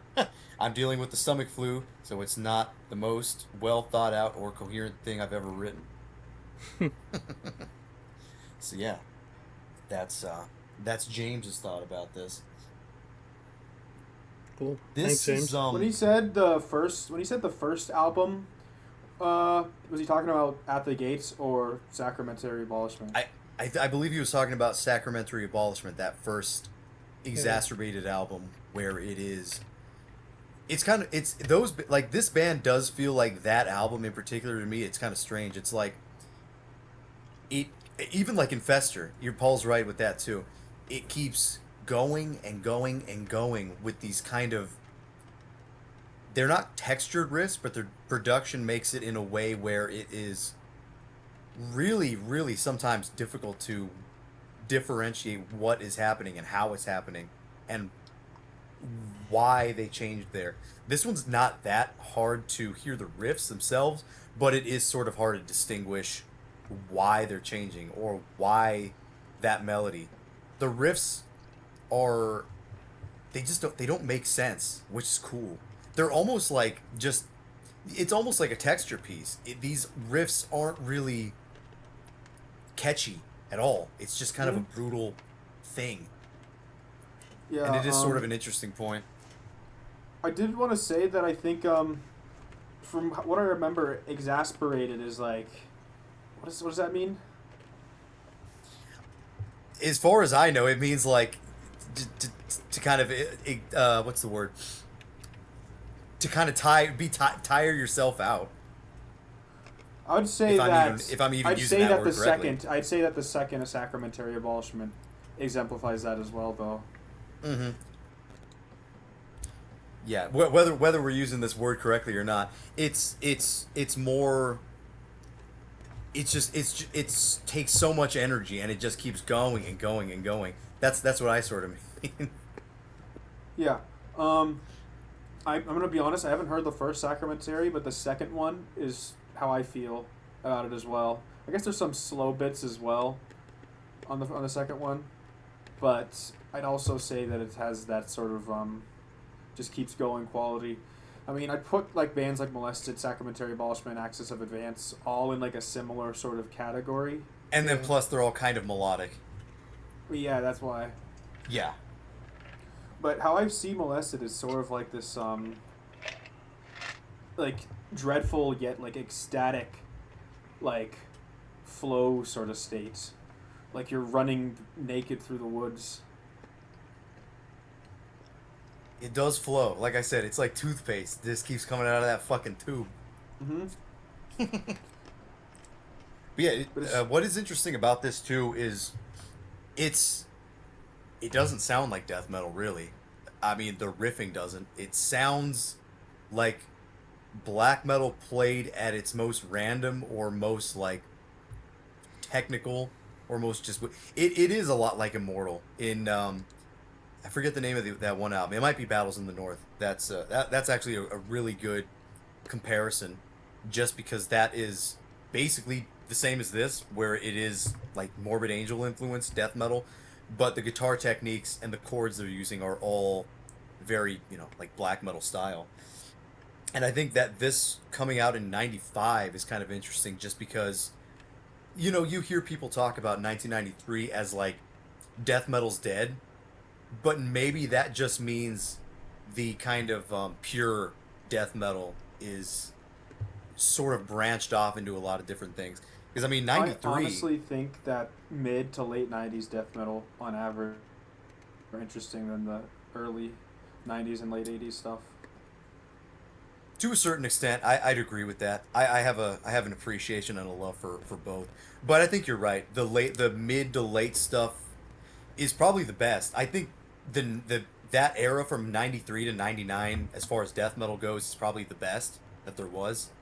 Um, just because the stuff going into like brutal death metal kind of was still finding its footing, and there's a lot of interesting ideas, and I think this is one of them. You know, it's like, okay, '93, you have Disgorged, who we covered a couple episodes ago, who are pretty much a prototypical brutal death metal band. You have Eucharist '93. You have um, the first Zizma record, and you have Demi-Lich. Lubricant. Demi-Lich, yeah, you have some weird techie kind of alien stuff. You know, at that point, the genre has sort of branched off and into these like many different ideas. You even have like kind of the tech thrashy death stuff like Ferocity or like Hell Witch or something like that. That's a little bit earlier, but you know, same difference. Nomicon, a couple of years. Oh, Nomicon comes out this same year. That's like one of the most technical Yeah, Silence of death the thrash Centuries. precursor things. Silence of the Centuries. I don't know that one would. I would call that one really an outlier of anything though. That one seems a little bit more closer to what regular death metal is. Is it? I think like it's a lot more chordal and like blackened than any like of the typical stuff. Like this It's sounds blackened. like none of the other. It sounds like none of the other like finished stuff in how I guess just how the chordal really it is. It sounds more like I don't know. I guess I could just say that it's like pretty blackened in how they use. It is the chords and stuff. black and it has more atmosphere than a lot of the other death metal bands do, but I mean, in a certain way, not really. Just because even when I hear the Spring of Recovery from a drama like that has a lot of atmosphere to it as well, in ways that are like kind of blackened or darkened, I guess. But yeah, Depravity is totally cool. I have that Crypt reissue. Anyways, where the fuck was I going with this? Oh, You're it saying how, like, is death interesting to metal me. changed. Yeah, it is interesting to me that this is so black metal riff oriented. It sort of makes sense, and that the fact that it's so melodic too, but in a really sort of dissonant way. It's just another one of these kind of experimentations, and it sort of makes sense why there's only like an album and an EP for a sound like this. I don't know how long you can actually do something like this before it starts to be like, oh, Portal or something. You know what I mean? Yeah. It's different. It's much different than Portal, but I feel like if they kept doing something like this, it would have just become sort of just unoriginal and kind of beating a dead horse a little bit. I don't know how you feel about that, but I feel like a lot of death metal bands who keep going, most of the time I don't care what they're doing because it's mediocre. It's like it doesn't really match up to the first 3 albums, whoever band you want to say. I just feel that way about bands that have been around forever. It's if their style is like very singular. I feel like there's 2 types of bands. There's like bands that are like stagnant and bands that evolve their sound, and there's like going to be a caveat for both. A band that's stagnant can only release like a few albums before they just shit the bed. And bands that like evolve their sound, they can make as many albums as they want, but they need to like sort of tread a narrow path as to like what would be like good in like a sort of holistic sense for like the image and vision of the band, where it evolves, but it evolves in a way that like makes sense. Yeah, I mean, when you say that, it kind of makes me think of Convulse, who had that first album, which I think is solid. I've been seeing people like shitting on that album lately. I think it's a solid death metal album. And then they have the weird one, which is that like death and roll Reflections, which is great. One of the best of that genre, I think. I don't know how many people feel about that genre anymore. It seems like people either don't know about it or they just kind of poo-poo it as, oh, this is retarded. But it worked for me.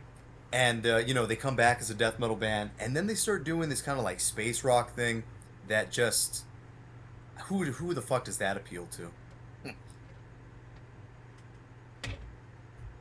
I guess there's your idea of like, this just doesn't work for anybody.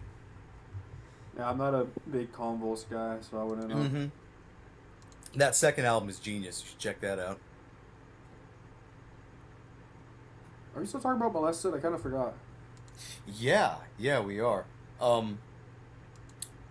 I guess in this sense too, Liars in Wait almost reminds me of this too, where it's like this ever changing.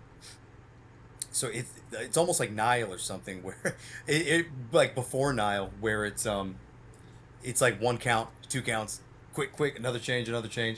Like Liars in Wait and a band like this, it's almost hard to imagine guys getting together in the rehearsal studio and kind of mapping this out. It seems quite confusing. Well, it says most of these, or all these songs were written by the guitarist, Oystein, and the drummer, Erlin. So a lot of these things were just jammed out and then brought to the rest of the band. And that's pretty much the only way you can get through songs like this is just riffs and drums to kind of mark where the changes are going to be. And then you layer on top of that. And then you have the bones. And then you just kind of flesh it out. And that brings another point to this record making it more of a death metal record than black metal is the drumming here. Is it's not just pure Holocaust kind of drumming where it's just blast beats over and over again. There's nuance and rolls. It's like black metal coded, kind of. But I get you. It still is a straight death metal album. Yeah, I think the drumming is what contextualizes that, because if you just had straight, Nin Division blasting over this sort of stuff, it can... Then it would be black metal. It would have a whole other coat of paint on it. Uh-huh. But, yeah, just increase the guitar, tune the guitars from B to E, constant blasting, and, higher pitched vocals and more trebly. You got production. Immortal. Yeah. I remember when I was listening to this album, one of the first comparisons I made is these riffs kind of sound like that one Immortal song, like Storming Through Red Clouds. It's like the first riff on that song where it's just absolute craziness and just dual harmony guitars that are just playing stuff that just oscillates in and out of each other. And it's very, very hypnotic. You know the song I'm talking about? Mm-hmm. Yeah, Pure Holocaust, I think, right? Or it's all Pure Holocaust. Storming through Clouds and Holocaust Winds. It has this really strange intro riff. Mm-hmm. That has I don't even know if it's a riff. It's just two guitars playing these different melodies asynchronously, and they're just flowing in and out of each other.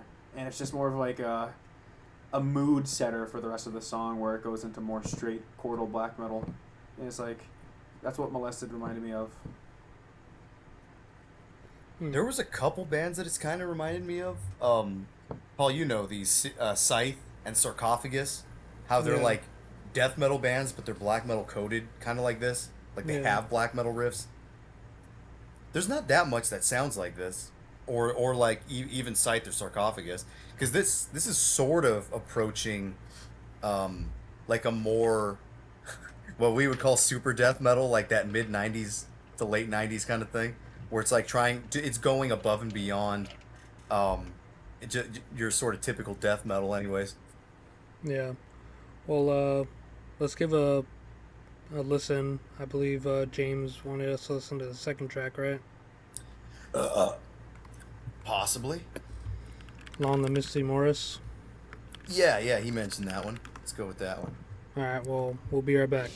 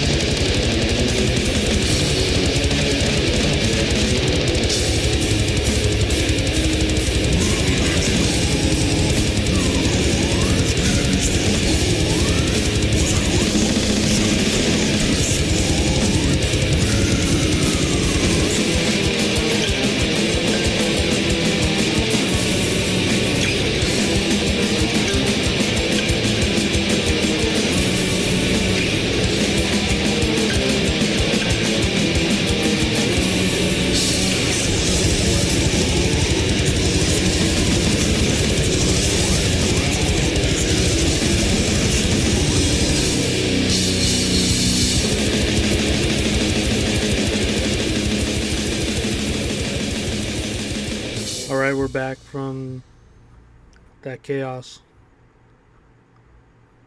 Yeah. There's a comment here. Somebody says, disorganized? I don't think you understand the chaos of fucking battle.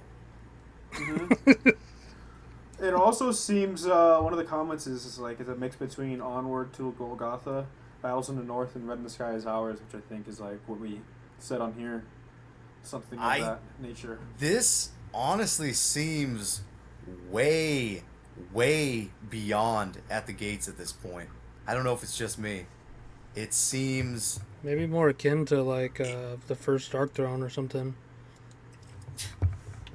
this is so fucking intense. I can't believe it.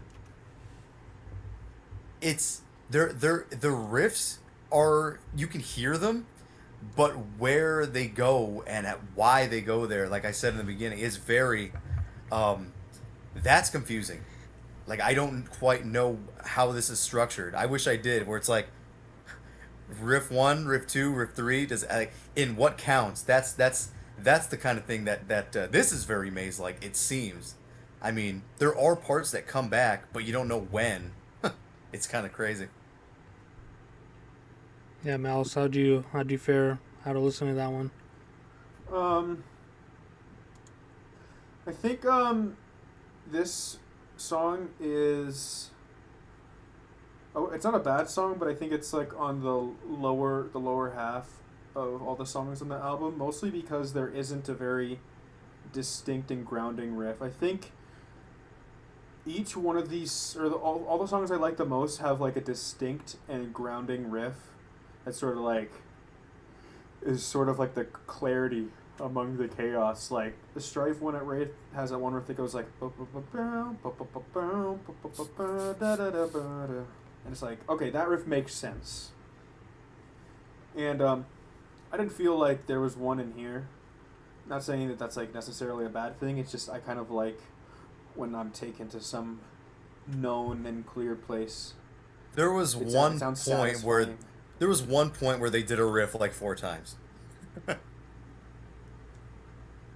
Well, not even just like doing a riff 4 times, but it's like the riff, like the grounding riff. So it's like it's not full of these like crazy slides, and it's more just like a straight up melody riff than like a texture.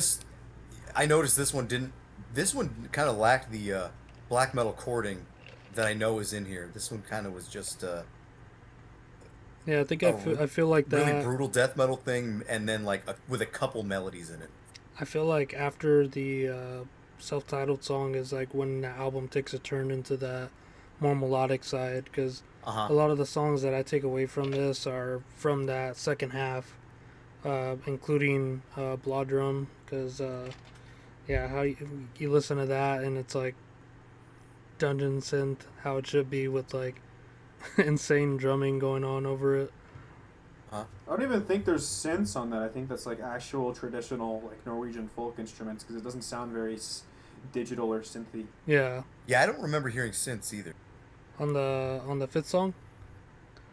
Blod-draum. Yeah.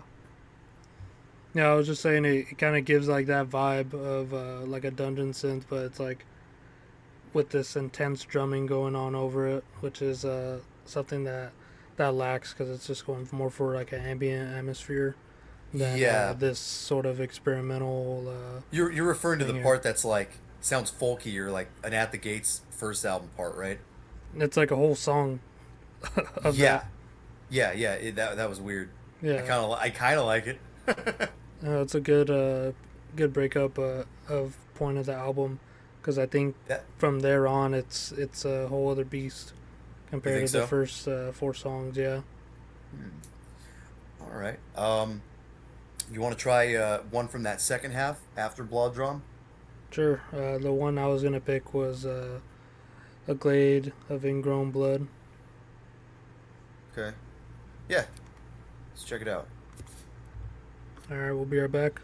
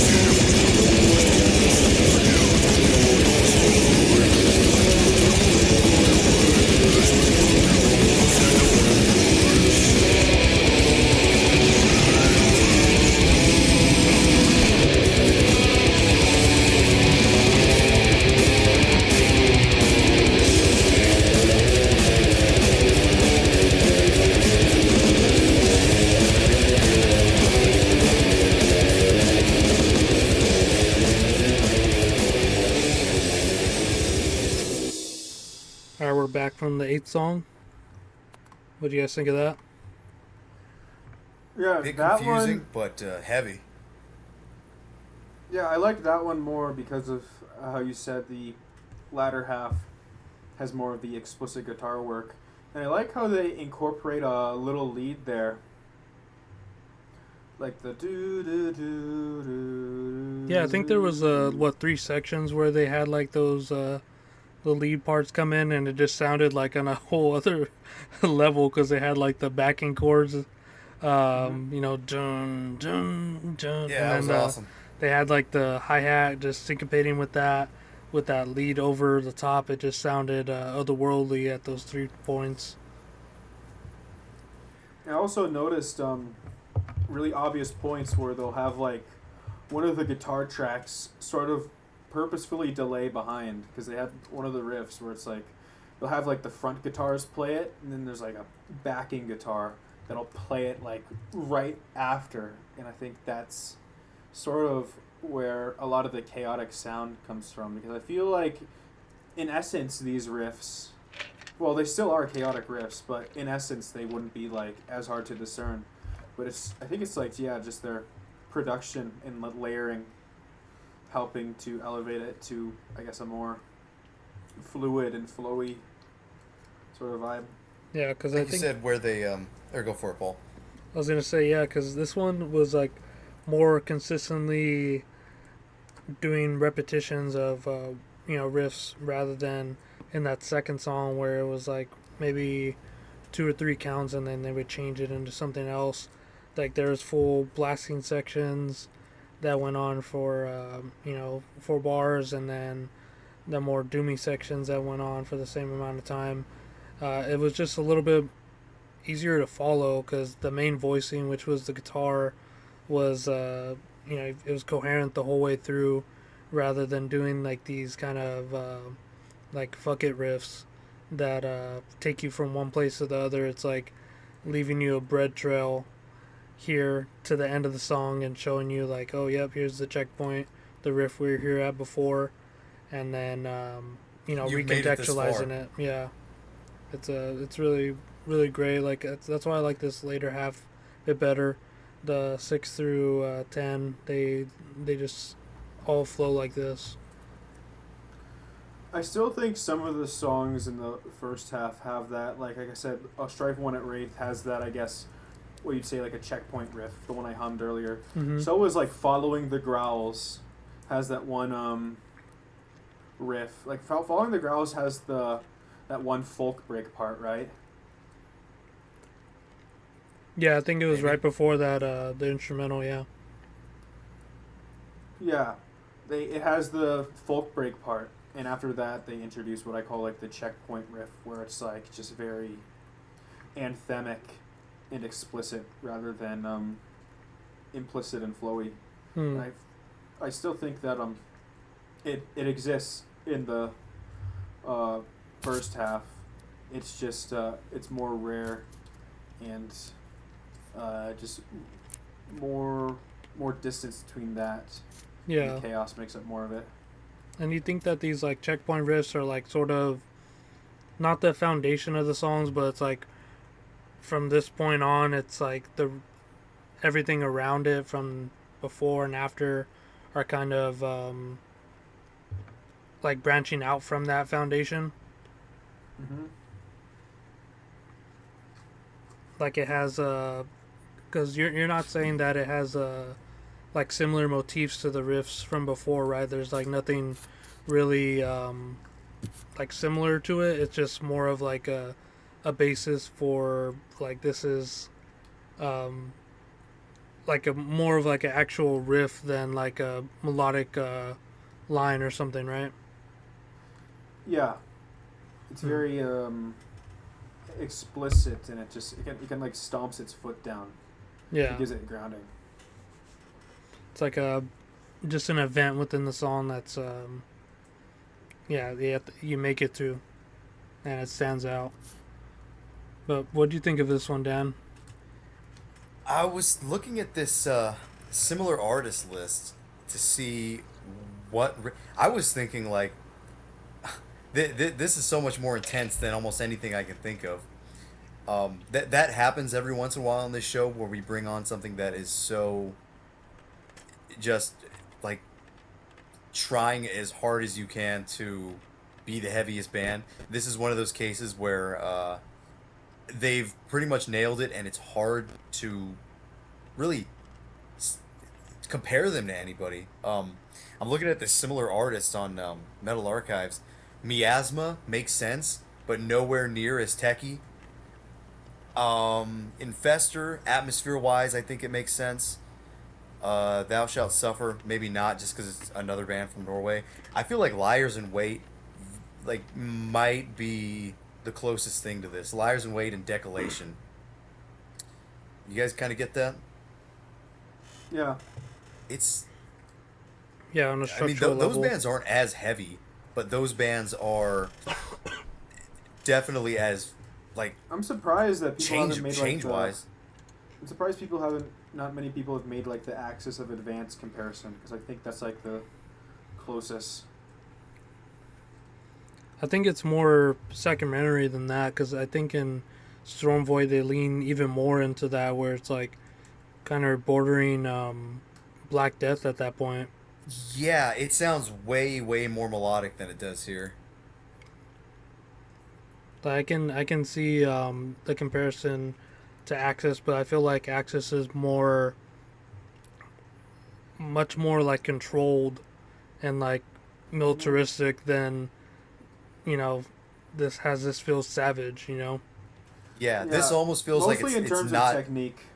recorded right or something. Yeah, mostly in terms of technique, but I feel like some of the production is a bit obscure on Axis and Sacramentary.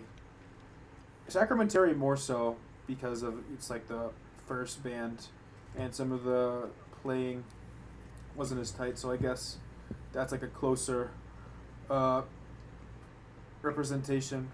Because Sacramentary is probably better because it's like it's more feral than Axis, which is more, I guess. It sounds like it's like melodic revenge, or it's like super tight in like the production. But yeah, Sacramentary Abolishment I think is like probably the closest. Yeah, and the funny thing about that is like people, what were they saying about like the first album, like production wise, where they kind of leaned even more into like the raw sound on Distracting Zone? Wasn't there like an interview about that or something, Dan? Yeah, they said something along the lines of they didn't like how clean the first album sounded, and it didn't sound clean at all. They said in the second one, or no, I think they liked the first one better. But somebody asked them how they got the sound for the second one, and they said we just went to an engineer that didn't know what he was doing. That's what they said. They just went and recorded it with somebody who had no fucking clue how to do it. Yeah, that's just a total accident. I always felt like the Axis stuff was, all of it kind of has weird production. Like, maybe except for Obey. That's the one where it feels like just kind of slightly melodic revenge. The other ones have very weird production, like especially the list, yeah. The list is hard to hear, but if you actually listen to it, all the riffs are unique and good and ever-changing. It's sort of a weird thing. I'm surprised that more bands don't sort of go for the feral, out there sound, whether that's mixing Black and Death or whether that's kind of throwing in melody and maybe some other ideas in there. I just feel like people don't have it in them to conduct that sort of technique. Yeah. Because it'd be like, as I think one of you said earlier, it'd be hard to do that in a rehearsal space, to play like that. Yeah. So Yes, same thing with like Liars and Wait is what I was talking about. It definitely takes a lot of work, but especially with bands like this from the 90s where they're not exactly, it's not as dynamic as you would expect when you be like when you say something like, oh, it's kind of black metal melodic parts. It's so condensed that it's difficult to kind of differentiate the riffing in a certain aspect. Yeah, they're like so interwoven with each other. Yeah, it's so interwoven, and it is so good at being like just a very cohesive album.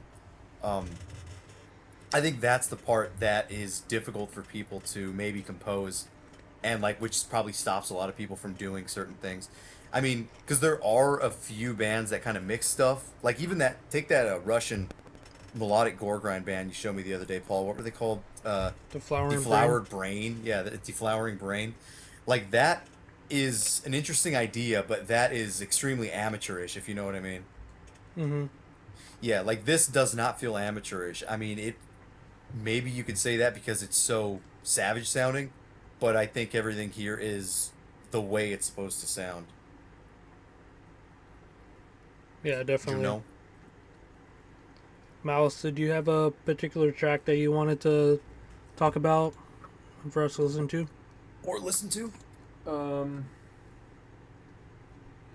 Not particularly, no. I was gonna suggest the last song, if you guys want to do that. Yeah. Let's do it, Forlorn as a Mist of Grief. Yeah. We'll be right back.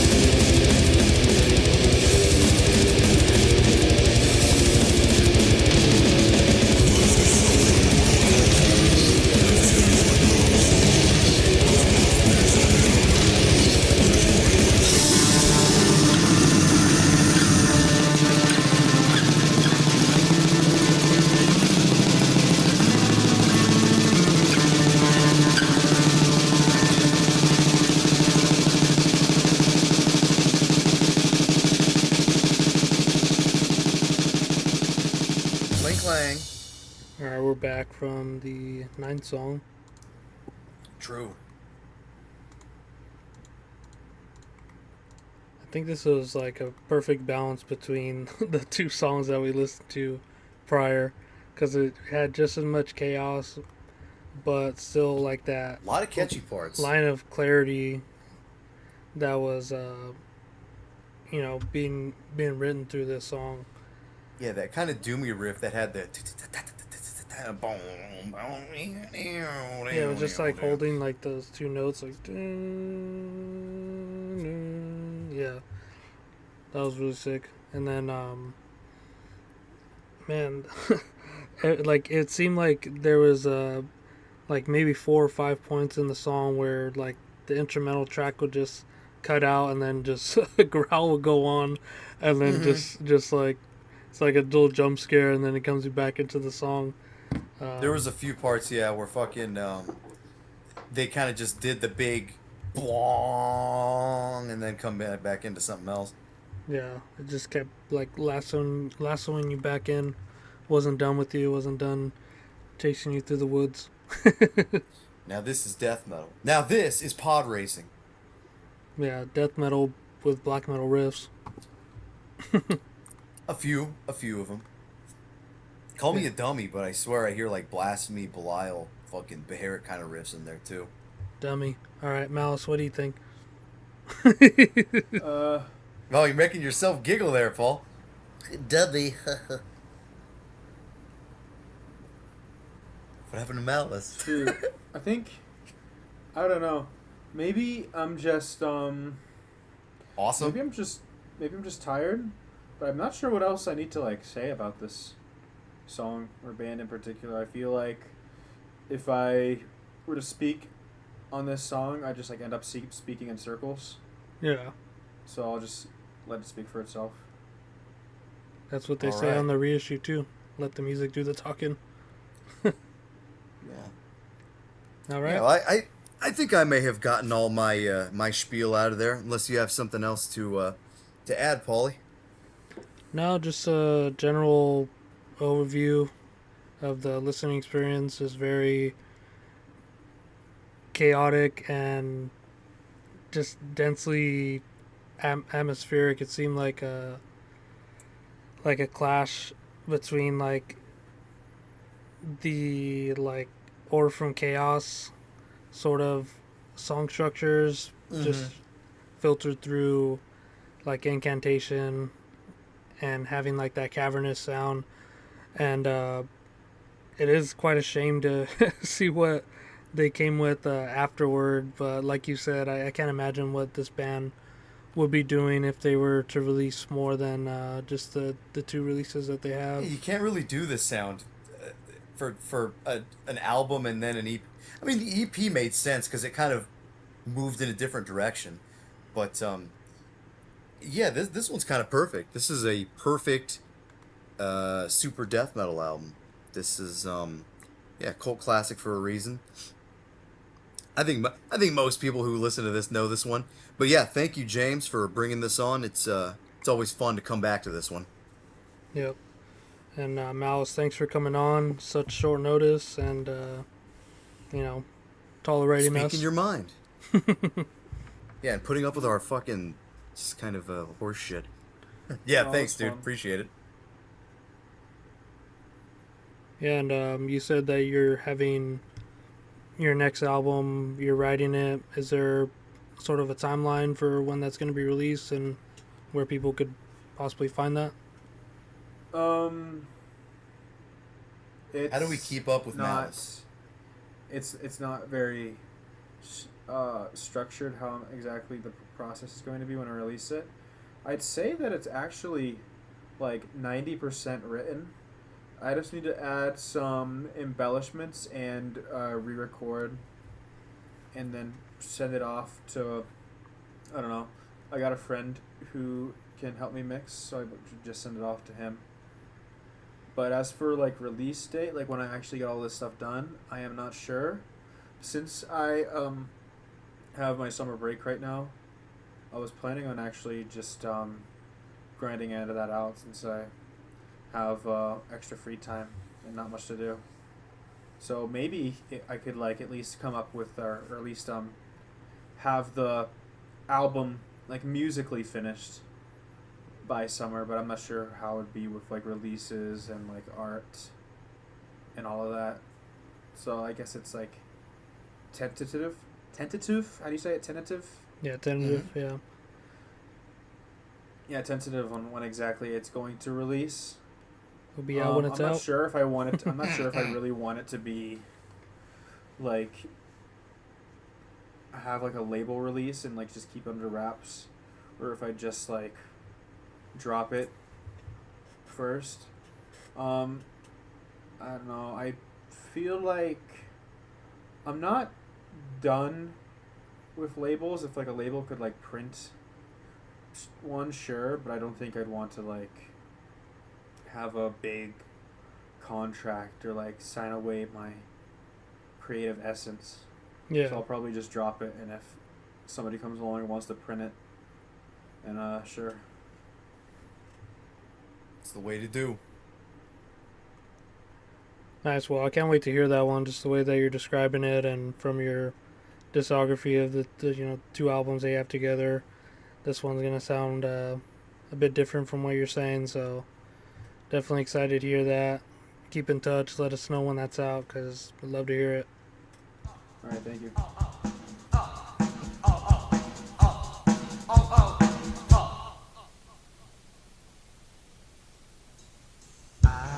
I touch my I touch my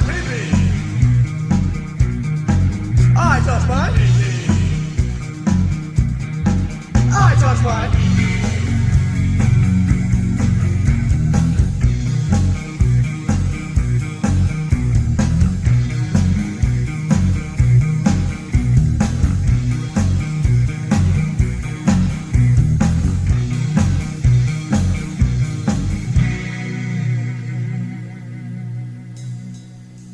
What do you touch?